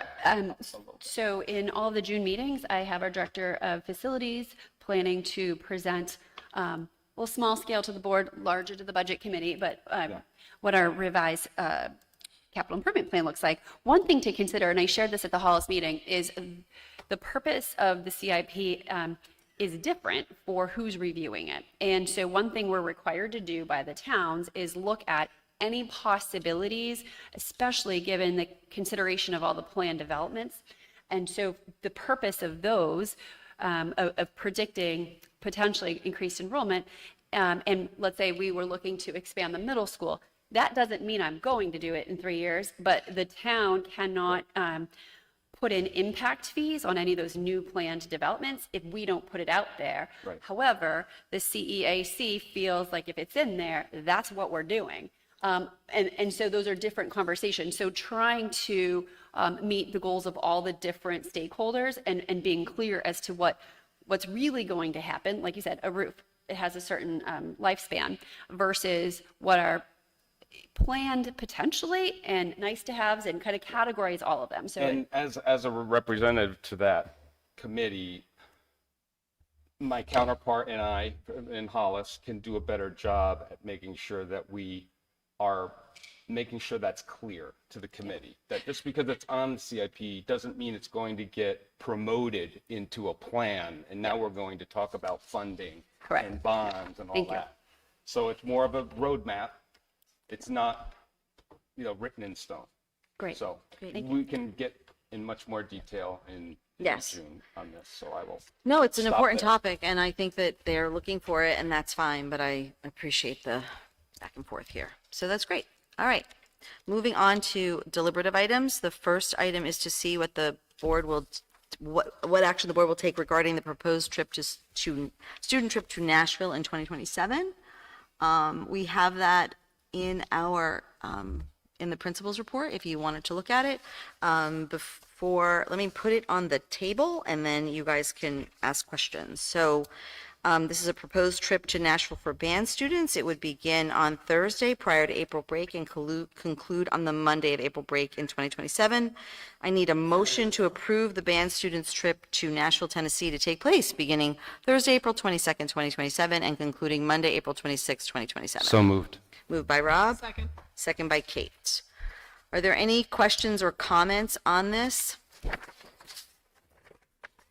So we reviewed this last month. I think there were a couple of questions related to making sure that students who don't have access to funds are able to apply for those funds or apply for some help, and they do that through the principal's office. Is that correct? Correct. Okay, and are there any other questions? All right. Yes, Tom. Sure. Is this the one, I have to get back to the report, but is this the one where it said that the dates are not accurate in the proposal? I don't know if they revised the dates on this proposal, but they did guarantee that it's a Thursday to Monday or whatever. So it is definitely the Thursday through the Monday, Thursday before our break, and goes to the Monday during our break. So it's over the weekend. But I think we'd have to look at a calendar, to be honest, to check the actual dates. So we should probably do that, because if we approve the motion. They had originally planned before next year's calendar was set with the dates. Okay. So they just picked a week in April towards the end of it. Okay, but we then need- once we finalized it. So we just need the dates, so I can amend the motion so that we have the right dates on the motion. Somebody get the calendar. I don't. One moment. Thank you. And the other question is, has there already been a information meeting or any meetings regarding this yet? Have there been information meetings regarding this yet? I think they've talked about the trip. There hasn't been an informational meeting yet, though, no. There's been no informational meeting yet. So we don't have any kind of strong commitment of attendance on it yet. Is that true? I can't. Is there a strong commitment on attendance for it yet? I mean, we can't say a commitment on attendance because we haven't had the meeting yet. There's a strong interest in attendance, though. Strong interest. 1,000,000%, yes. Okay. What would be the minimum number that they would need to have to hold the trip? Maximum. Max is 40. Estimated 40. Maximum is 40. Estimated max. I can't look at my eyes are not helping me today. in the request, it says the maximum is 40. It does not identify a minimum. So he wants to know what the minimum is, not the maximum. I know, it does not identify. Well, there's no minimum on the sheet.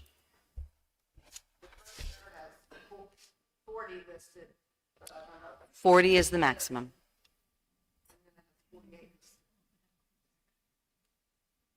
Is 40 the maximum or is 48 the maximum? That's hard to say. It's unclear. We're unclear on that, Tom.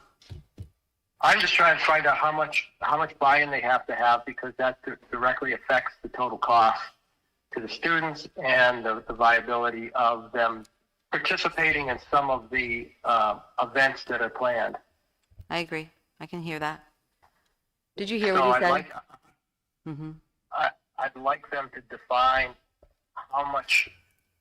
what the minimum number of students that are needed in order to have the trip function as intended. So I don't think we have answers for that right now. There's a potential that 40 is the minimum based on what the trip, the brochure from World Strides. How crucial is it to have this approval tonight?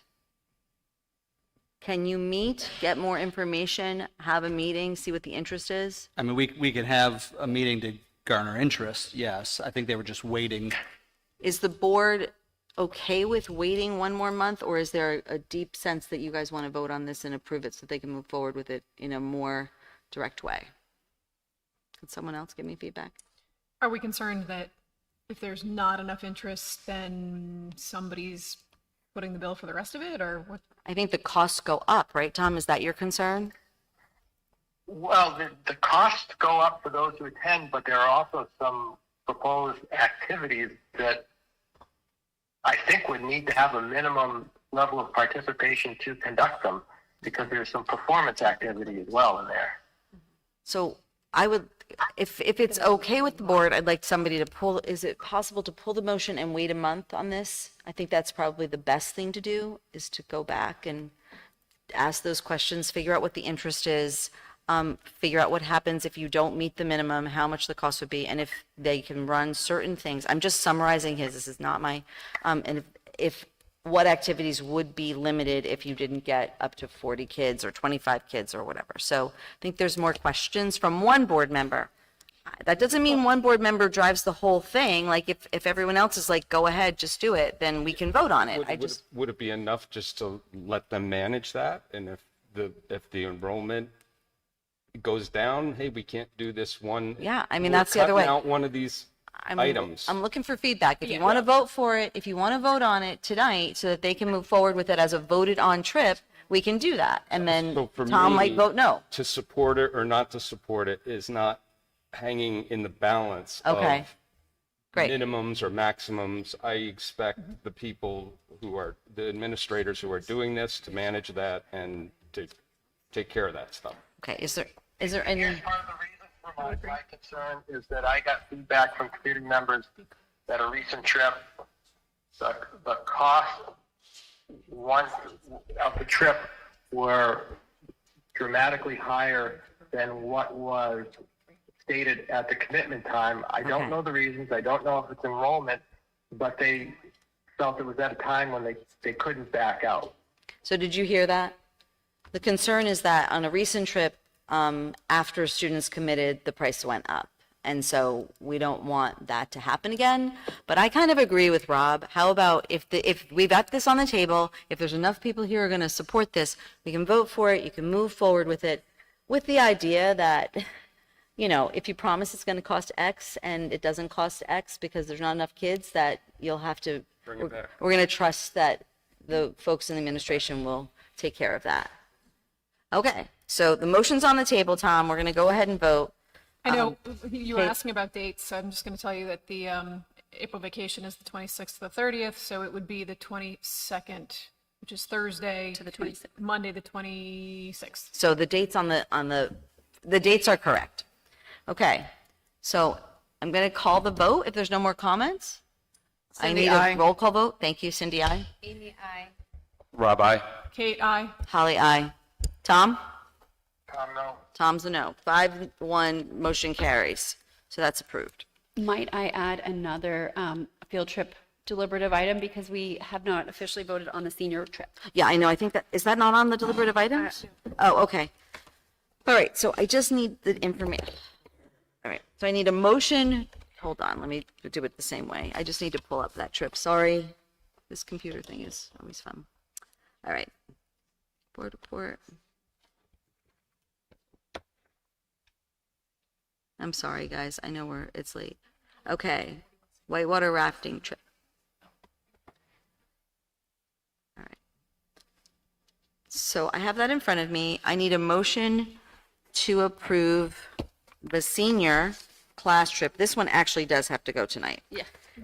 The senior class is a motion to approve the senior class trip to North Country Rivers in Bingham, Maine on Monday, June 1st to Tuesday, June 2nd. So moved. Moved by Rob. Second. Second by Kate. Okay, are there any more questions on this one? I think we commented last month about it and the fact that, you know, it's really nice to see them being able to get away. And I think this was the group of kids who did not get to go on a DC trip, right? Yeah. So, Yes, I just have one question, and that would be, why we're capping it at 100 students? We're not. I was wondering. I was like, why? We were just saying that we should probably revise the I know. form. I have a feeling people are reading that as minimum by mistake, because I think for both of these proposals, I think those are the minimums. I really do. I don't think those are the. Okay, because it is, I believe that's a miscommunication, though, that students are believing that if they hadn't already signed up, that they wouldn't be able to, that there was a cap on the numbers. I don't. there's no cap as far as you know? Okay. Great to know. Okay, so all those in favor of the trip? Cindy? Cindy, aye. Amy, I. Rob, aye. Kate, aye. Tom? Tom, aye. Tom, aye. Holly, aye. Motion carries Thank you. 6-0. Thank you. Okay. All right. So I need, the next item on the deliberative session is the recommendation of the business manager for the memorandum. So I need a motion to approve the recommendation of the business manager to increase the price of breakfast from $1.75 to $2, beginning at the start of the 2026-2027 school year. So moved. Moved by Rob, Second. second by Kate. Is there any comments on this one? Okay. All those in. Okay. Okay, Tom, you have a question. All right. Are there funds available to students for this meal, like for other meals? Are there funds From the- available for these students? Like there are funds available for other meals? I think he's like, you know. So we have free and reduced lunch, so families just need to complete that application. And we are required to sort of like wipe out the lunch accounts at the end of the year and cover those if we have funds in the negative. Did you hear that, Tom? Or accounts in the negative. No. You did not hear that? Yes, That's correct. they're covered by free and reduced lunch. And yes, we have funds available. So we Okay, simply need that's families what I to want to know. complete the forms, the applications. Okay, families just have to complete the forms. All right, all those in favor, Cindy? Cindy, aye. Amy, I. Rob, aye. Kate, aye. Tom, aye. Holly, aye. Thank you. Okay, moving on to the policy IIB, which is a class size policy. I'm going to put it on the floor for first reading, and then we'll talk about it. I don't know which one of us from policy committee is going to present it. Is that you, Dot? Is that me? I can do it? I can go through it and then you guys can add to it if you like. Okay, great. The policy committee I am. met. 1 second, Dot. Let's make a motion first. Okay, I need a motion to accept for first reading policy IIB, class size as presented. So moved. Second. Moved by Rob, seconded by Kate. We're going to discuss it first, and then we'll take the vote. So go ahead, Dot. You can review what has happened, what we're trying to do with the policy. The policy committee met and discussed the class size policy in relationship to some of the changes that have been happening at the state, who reduced their recommended class size to more ratios. We also were talking about making sure that we've protected the value that we hold in Hollis and Brookline for small class size in relationship to open enrollment. And if we don't have a policy that states our desire for lower class size, then if a law was passed at the state level, we could be held to the higher class size regulations. So in this policy that is coming forward, the changes would reduce the minimum of 15 students in a class to 12 at the time of the initial scheduling, so that would be in the spring, and that would help to reduce the slide that happens sometimes at the beginning of the year during add drop periods. And we moved the maximum class size to from 25 to 24, recommending that unless they meet the maximums of specific courses listed within the policy. And that also dropped the maximum requirements for band and chorus from 50 to 40, the computer classes to the number of computers in the lab. The family computer consumer science remains the same at 16 because that's how many teaching stations we have. Reduces physical education maximums from 35 to 30. And science would be taken off of the list because we have now removed our maximum class size recommendation to 24, which is what the science was, to meet the lab sizes that we have in classes. And then we reduced some of our specific classes, mainly remedial classes, special education classes, classes that are capstone, some specific Spanish and languages that are in the fourth year, and classes with AP course, that stays the same, but we dropped the number from 15 to 12. We changed the paragraph that talks about the preferred maximum class size for math, science, language arts, and social studies and foreign language. We remained at 20, but we took out the word 20 and put in the number to be consistent with the rest of the policy. And the last paragraph, if the class exceeds the specific maximum size or falls below the recommended minimum outlined in this policy, the principal shall consult with the superintendent, who will assist in reviewing the situation before deciding whether to take such steps as hiring additional personnel, adding or eliminating sections, or using other resources, and moved that up in the to the beginning of the policy so that it is more clear and in a more prominent place for people. Could I add my thoughts? Sure. Go ahead, add your thoughts. So I understand that the conversation at policy around band and choir was keeping the maximum a little bit larger at 40 due to constraints within the middle school schedule, having the competing factors with physical education. I would love to say middle school band and middle school choir and chorus maxed at 40, but I would love to see a lower number for high school. In the 2 decades that I've been in this district, in some way, shape, or form, we've never run a high school band or that large. We've always reduced it. So I'd love to see different maxes based on the needs of the buildings. Great, thank you. So we can take that back. Do you? So I noticed that in like 2017, 2018, when we had 48 students signed up for concert band, we ran 2 sections. So clearly we were under the, well, I don't know what the policy was back in 2014, 2015, 2016, but we had 2 sections of band, concert band. So would you like those numbers to be closer to classroom size numbers, like 24, or are you thinking more like a 30, because band, like an orchestra, does need a certain number of students? So I just want that reviewed, that we should review that, separate based okay. on the needs of the building. So you want to review middle school as separate from high school? Okay. So middle school band numbers on their own. Okay. Are there any other comments on that? How? Of course it is. It's your turn, Tom. Okay. A couple of requests or preferences that I have under the class size that's been crossed out, but the last line of the new text, or the removed text above the word maximum, I would like that advance approval to be not only superintendent, but the superintendent and the school board.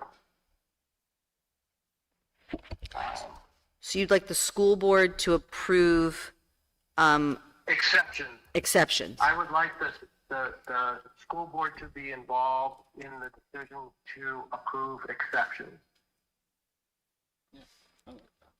Do you? I don't really love that. My concerns, and maybe Ms. Flamino can speak to that, is that building the schedule is takes a few hours, 3 months. And so having the schedule held up by when a board meeting is, it doesn't seem to be the best option for moving forward. But Ms. Flamino can speak to that. I would agree with that. So typically around this time, we pretty much have a good feel of where student schedules lie. Counselors would be reviewing them before they're disseminated to the students. But if the numbers are only being presented at the May meeting, we wouldn't really be able to move forward and say, these are definitely the classes we're running, and then start to sort them through, even though it might sound like, okay, well, you have classes, just kind of filter the students in it. There is a lot of, I guess, like time and behind the scene works. We do a lot of hand manipulation with it to try to get students to have the maximum or to fulfill all of their requests and minimize reduction. So we might say like singleton AP classes that are overlapping the same period, moving them, which means adjusting some individual schedules with that. So I think if that was to happen, it would just have to take place prior to May if we want us to keep the same schedule with disseminating student schedules. What about the opportunity of just exception disclosure? So we're not I think that's, holding you up. I think that's already in here as notify. Yeah, the superintendent will notify the school board each year of projection course enrollment numbers. That's what these two meetings that we have in May and October are. I just have spent a ton of hours in the last couple of weeks looking at course enrollment numbers last year, the last 5 years, all of the different things, looking specifically at band and music, choir. And so we're not experts on this. We're not even close. And that to me starts to become like your management. It's the management of the building, is the building principals, the superintendents. We're a policy, curriculum, budget board. And I feel like we're starting to, if we start to get into the operations, then it's a slippery slope for us. So I would prefer to not have the school board on there. And, you know, Tom and I disagree. It's where we are. I just want to point out that it's an exception to a school board policy. And since the school board owns the policy, should not the school board have oversight when exceptions are made to the school board policy? So that's a good point, and I can take that back to the policy committee. You always make a good point, Tom. Yeah, I don't think I'm going to change my mind necessarily, but I think we can all peruse on that. So that's language. I would say, I'm on the policy committee, but I would say we need to change the date of October and make that either October or November or the fall or by the end of the school year, because we have not always, because I was searching through the minutes, we have not always done it in October. We've actually done it sometimes in November.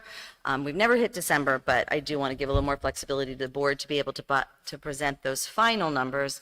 And as people are sitting here and people are in the public, I do want people to understand that there is a significant difference between what we see in May and what we see in October.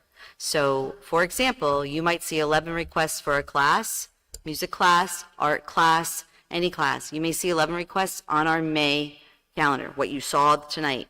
11 requests often turns into 4 to 5 students taking the class. And so then you end up with a class running 4 or 5 students. And that sounds great. I love that idea. We all love that idea. But we're not sure how sustainable that is over the course of the long run being a public school. So that's one thing. But we are trying, by taking it down to 12, we're trying to give more flexibility. Well, no, I'm just speaking. We're done. Public input's over. You're welcome to send me an email. You can find me on the thing. We are trying to bring that number down to 12. We're a little concerned to go too low because the state's ratio guidelines is under 30.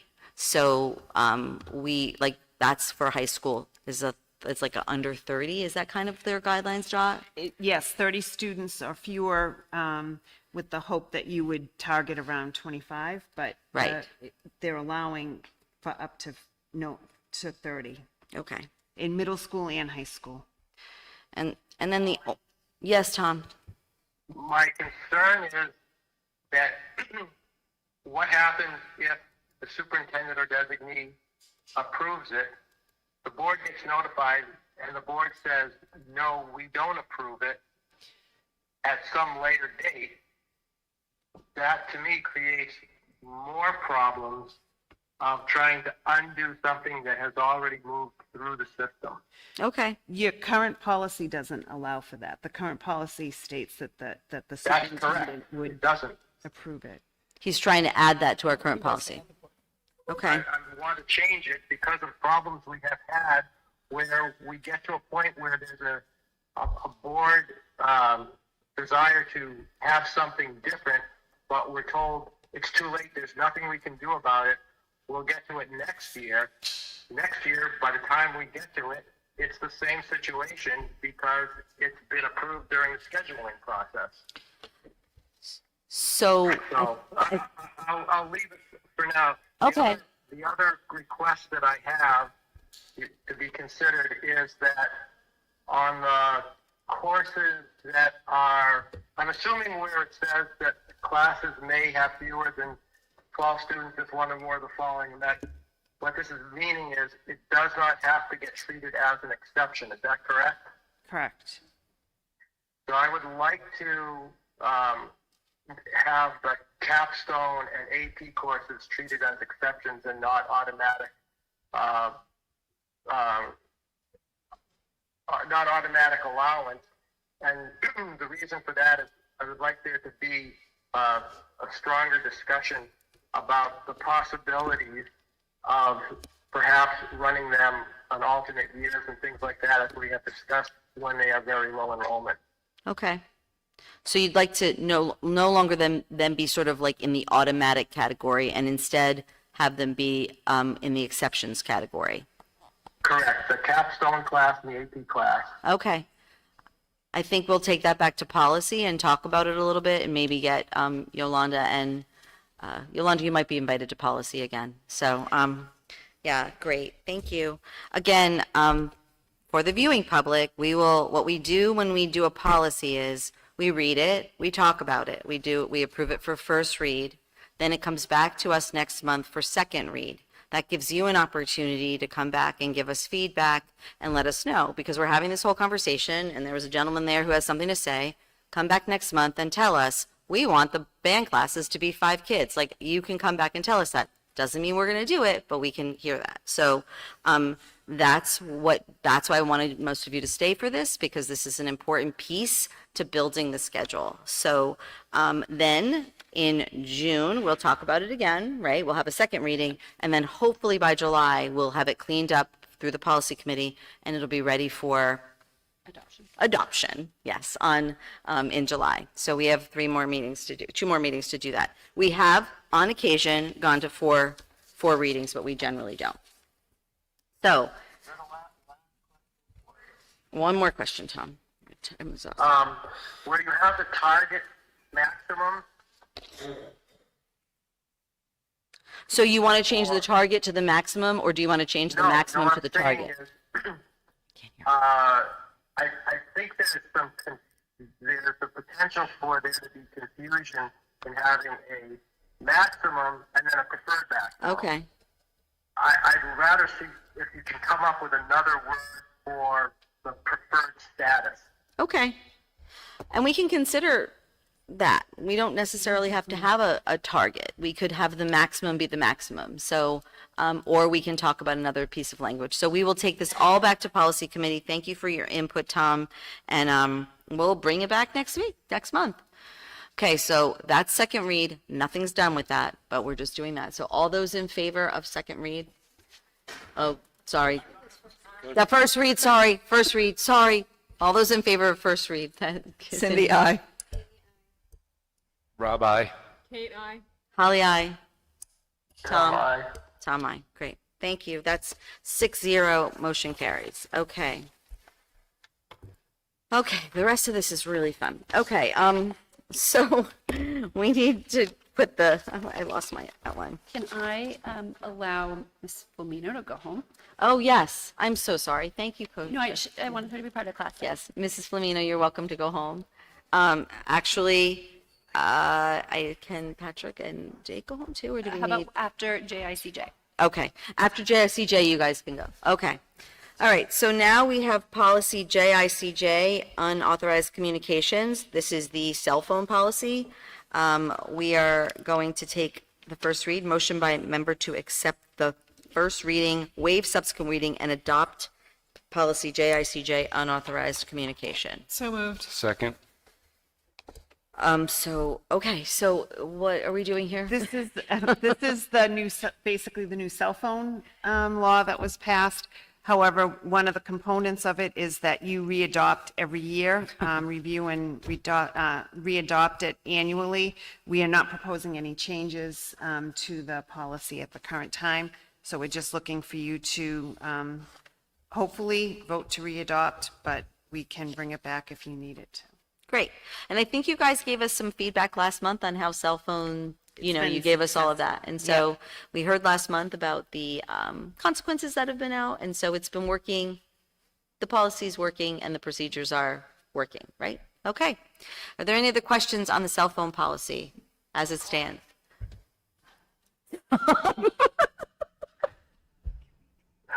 My only question is whether the state law has changed at all since this was first adopted.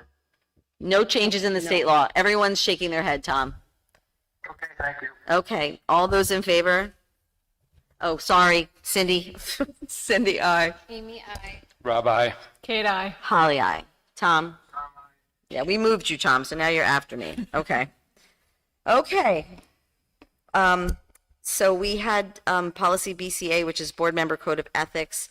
Rob and Cindy were not present when policy BCA was addressed by the board, so we just need to redo this again. So I need a motion that the board by roll call state agreement to adhere to policy BCA Board Member Code of Ethics. So moved. Moved by Kate, second by Rob. I think we all need to vote on it again. So Cindy?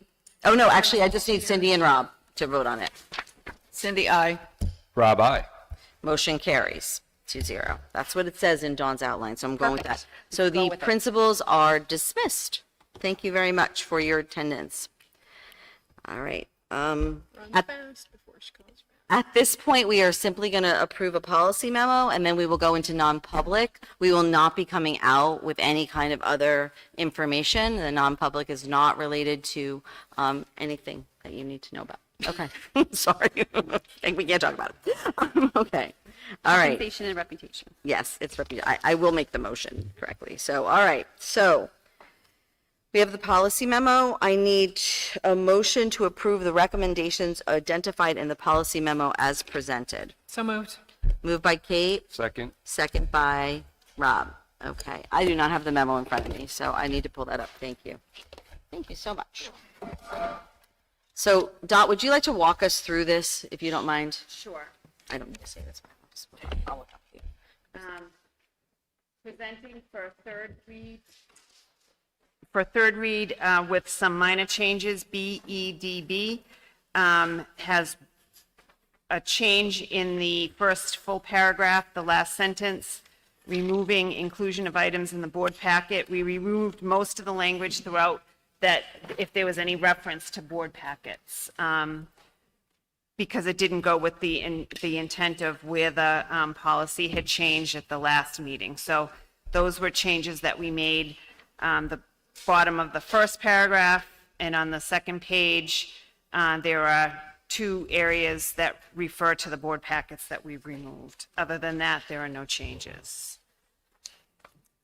JLCF is our wellness policy.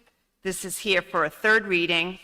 There's only a minor change under C, removing the small t and making it a big T and adding assess. And then there's a sentence that was added in, develop in conjunction with members of the committee and making the small a large A. That is the only minor change in JLCF.